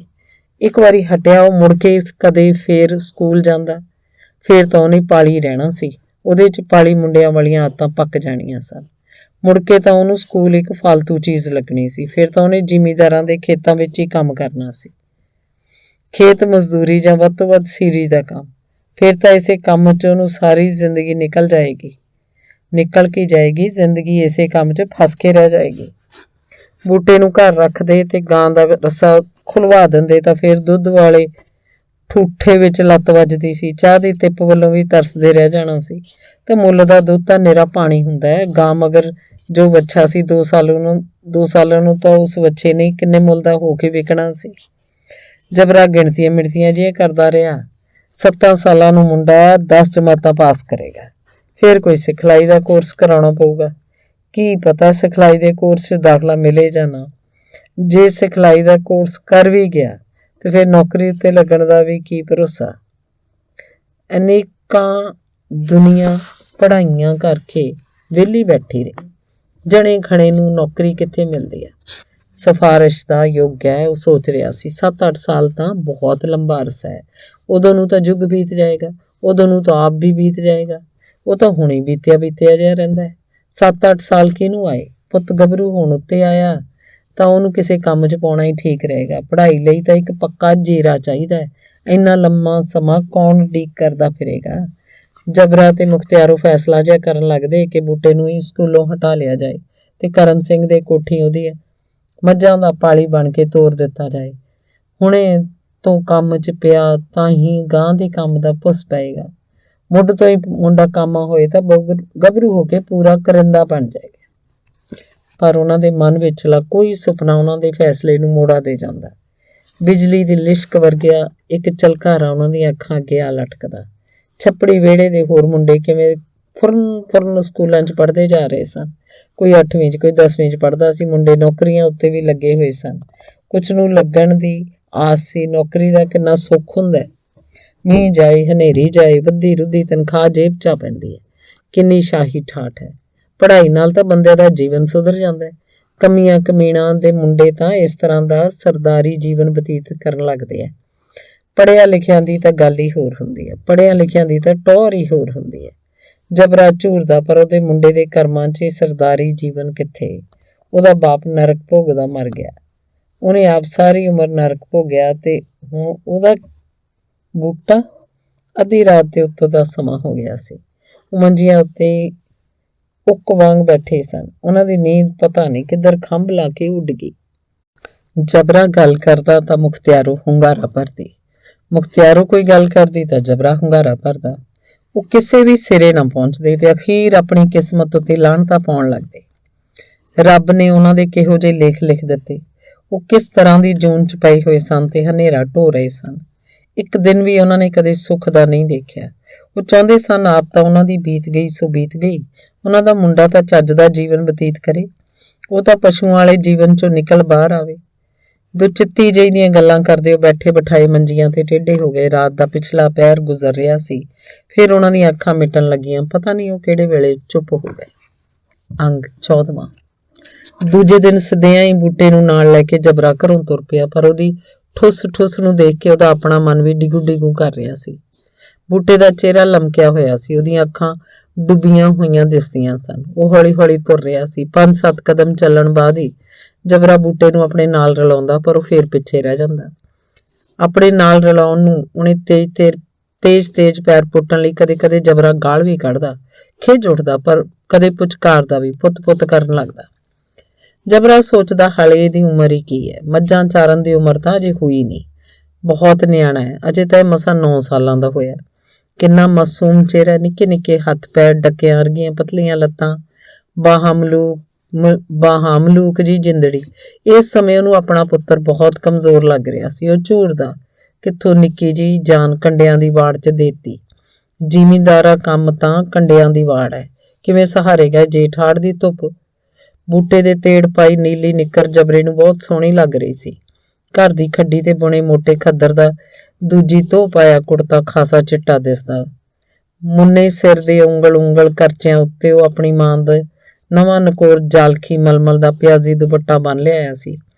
ਅੱਡੀਆਂ ਤੇ ਕੋਰਾਂ ਤੇ ਗੰਢੀ ਹੋਈ ਸਰੋਂ ਦੇ ਤੇਲ ਨਾਲ ਚੋਪੜੀ ਪੁਰਾਣੀ ਮੋਢੀ ਜੁੱਤੀ ਉਹਦੇ ਪੈਰਾਂ 'ਚ ਬੇਮਲੂਮਾ ਜਿਹਾ ਚੀਕ ਰਹੀ ਸੀ। ਗੰਢਾਉਣ ਕਰਕੇ ਸ਼ਾਇਦ ਭੀੜੀ ਹੋ ਗਈ ਹੋਏਗੀ ਤੇ ਗੁੜ ਦੀਆਂ ਬਰੀਕ ਰੋੜੀਆਂ 'ਚ ਬਿਨਾਂ ਘਿਓ ਤੋਂ ਕੁੱਟੀ 3 ਰੋਟੀਆਂ ਦੀ ਚੂਰੀ ਸਮੋਸੇ ਲੜ ਬੰਨ ਕੇ ਉਹਨੇ ਆਪਣੇ ਮੋਢੇ ਤੇ ਲਮਕਾਈ ਹੋਈ ਸੀ। ਠੁਮਕ ਤੁਰਦਾ ਜਬਰੇ ਨੂੰ ਬਹੁਤ ਸੋਹਣਾ ਲੱਗ ਰਿਹਾ ਸੀ, ਪਰ ਜਿਉਂ ਹੀ ਉਹਨੂੰ ਉਹਦੇ ਪਿੱਛੇ ਰਹਿ ਜਾਣ ਦਾ ਅਹਿਸਾਸ ਹੁੰਦਾ ਤਾਂ ਉਹਦੇ ਉਤਰੇ ਹੋਏ ਚਿਹਰੇ ਵੱਲ ਗਰਦਨ ਭੰਵਾ ਕੇ ਵੇਖਦਾ ਤਾਂ ਉਹਦਾ ਆਪਣਾ ਚਿਹਰਾ ਵੀ ਉਤਰ ਜਾਂਦਾ। ਉਹ ਕਾਹਲ ਨਾਲ ਤੁਰਦਾ ਤੇ ਬੂਟਾ ਹੋਰ ਪਿੱਛੇ ਰਹਿ ਜਾਂਦਾ। ਇਸ ਸਮੇਂ ਉਹਨੂੰ ਬੂਟੇ ਉੱਤੇ ਗੁੱਸਾ ਆਉਂਦਾ ਤੇ ਫਿਰ ਤਰਸ ਵੀ। ਵਿਸਾਖ ਜੇਠ ਦੀ ਰੁੱਤ ਸੀ। ਉਹ ਬੂਟੇ ਨੂੰ ਕਰਮ ਸਿੰਘ ਦੇ ਕੋਠੀ ਛੱਡਣ ਜਾ ਰਿਹਾ ਸੀ। ਜਬਰੇ ਜਿਵੇਂ ਕਰਮ ਸਿੰਘ ਦਾ 600 ਵਿਆਜੂ ਰੁਪਇਆ ਸੀ, ਇਸ ਰਕਮ ਦੇ ਵਿਆਜ 'ਚ ਬੂਟੇ ਨੇ ਹੁਣ ਕਰਮ ਸਿੰਘ ਦੀਆਂ ਮੱਝਾਂ ਚਾਰਨੀਆਂ ਸਨ। ਘੱਟੋ ਘੱਟ 6 ਮਹੀਨੇ ਤਾਂ ਚਾਰਨੀਆਂ ਹੀ ਸਨ, ਤੇ ਫਿਰ ਵੀ ਜੇ ਵਿਆਜੂ ਪੈਸਾ ਨਾ ਉਤਰਿਆ ਤੇ ਪਤਾ ਨਹੀਂ ਇਹ ਮੱਝਾਂ ਚਾਰਨ ਦਾ ਸਿਲਸਿਲਾ ਕਦੋਂ ਤੱਕ ਚੱਲਦਾ ਰਹੇਗਾ। ਹੁਣ ਤਾਂ ਬੂਟੇ ਨੇ ਇਹੀ ਕੰਮ ਕਰਨਾ ਸੀ, ਸਵੇਰੇ ਤੋਂ ਸ਼ਾਮ ਕਰਮ ਸਿੰਘ ਦੇ ਖੇਤਾਂ 'ਚ ਹੀ ਆਥਣ ਉੱਗਣ ਹੋਰ ਨਿੱਕੇ ਮੋਟੇ ਕੰਮ ਵੀ ਕਰਨੇ ਸੀ। ਰਾਤ ਨੂੰ ਵੀ ਕੋਠੀ ਸੌਣਾ ਸੀ। ਰੋਟੀ ਟੁੱਕ ਸਭ ਉੱਥੇ। 8-10 ਦਿਨੀ ਪਿੰਡ ਗੇੜਾ ਮਾਰ ਸਕਦਾ ਸੀ, ਬਿੰਦ ਦੀ ਬਿੰਦ। ਜਬਰਾ ਸੂਏ ਦੇ ਪੁਲ ਉੱਤੇ ਆ ਗਿਆ। ਮਗਰ ਆ ਰਹੇ ਬੂਟੇ ਨੂੰ ਹਾਕ ਮਾਰ ਕੇ ਪੁਲ ਦੇ ਇੱਕ ਪਾਸੇ ਬੈਠ ਗਿਆ ਤੇ ਫਿਰ ਪੁਲ ਉੱਤੇ ਆ ਖੜੇ ਬੂਟੇ ਨੂੰ ਉਹਨੇ ਕੋਲ ਬਿਠਾ ਲਿਆ। ਉਹਦੇ ਮੋਢੇ ਉੱਤੋਂ ਦੀ ਬਾਂਹ ਕੱਢ ਕੇ ਉਹਨੂੰ ਵੱਖੀ ਨਾਲ ਘੁੱਟਿਆ। ਲਾਇਆ ਕਰੇਗਾ ਮਈਆਂ ਦੇ ਮੋੜੇ? ਹਾਂ। ਵਿੱਚ ਬੂਟੇ ਨੇ ਸਿਰ ਹਿਲਾਇਆ, ਮੂੰਹ ਤਾਂ ਜਿਵੇਂ ਉਹਦਾ ਸਿਉਂਤਾ ਹੋਇਆ ਹੋਵੇ। ਮਾਂ ਨੂੰ ਯਾਦ ਕਰੇਗਾ? ਨਾਲ ਦੀ ਨਾਲ ਜਬਰੇ ਨੇ ਸੋਚਿਆ, ਇਹ ਵੀ ਕੋਈ ਪੁੱਛਣ ਵਾਲੀ ਗੱਲ ਹੈ।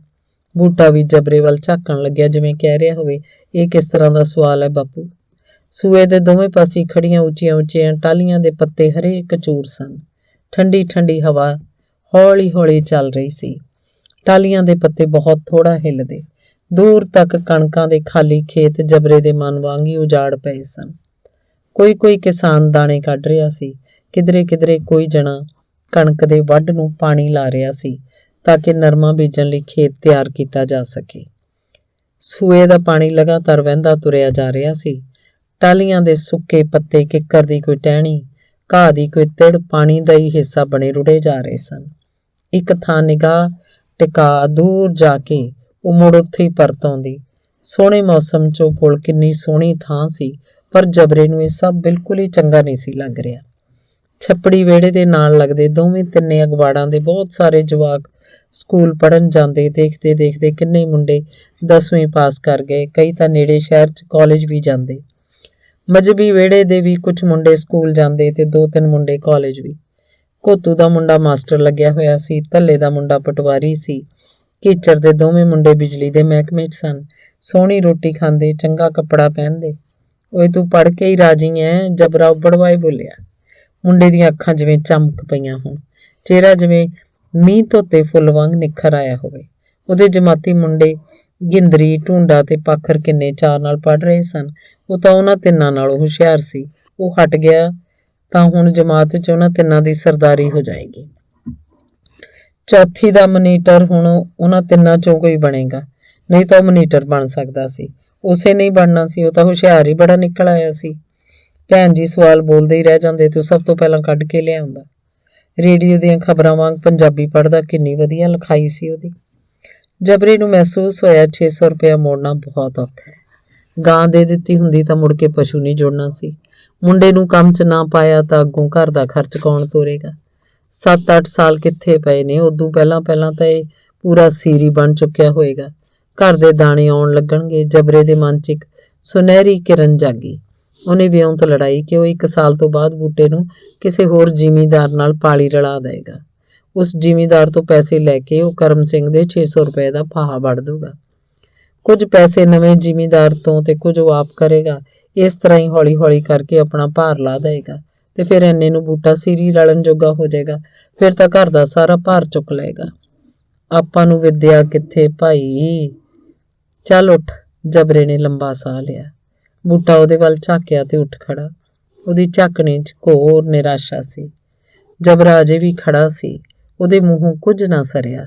ਫਿਰ ਕੁਝ ਪਲਾਂ ਬਾਅਦ ਉਹ ਬੋਲਿਆ, ਚੱਲ ਤੁਰ, ਮੈਂ ਤਾਂ ਸੜਕ ਤੇ ਵੀ ਜਾਣਾ ਅਜੇ। ਮੇਟ ਤਾਂ ਡੀਕੀ ਜਾਂਦਾ ਹੋਣਾ ਮੈਨੂੰ।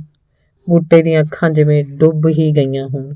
ਨੀਵੀਂ ਪਾ ਕੇ ਉਹ ਆਪਣੇ ਪਿਓ ਦੇ ਪਿੱਛੇ ਹੋ ਪਿਆ। ਕਰਮ ਸਿੰਘ ਦੇ ਕੋਠੇ ਸਾਹਮਣੇ ਹੀ ਦਿਸ ਰਹੇ ਸਨ। ਪਿਓ ਪੁੱਤ ਸਿਰ ਸੁੱਟੀ ਤੁਰੇ ਜਾ ਰਹੇ ਸਨ। ਧੰਨਵਾਦ।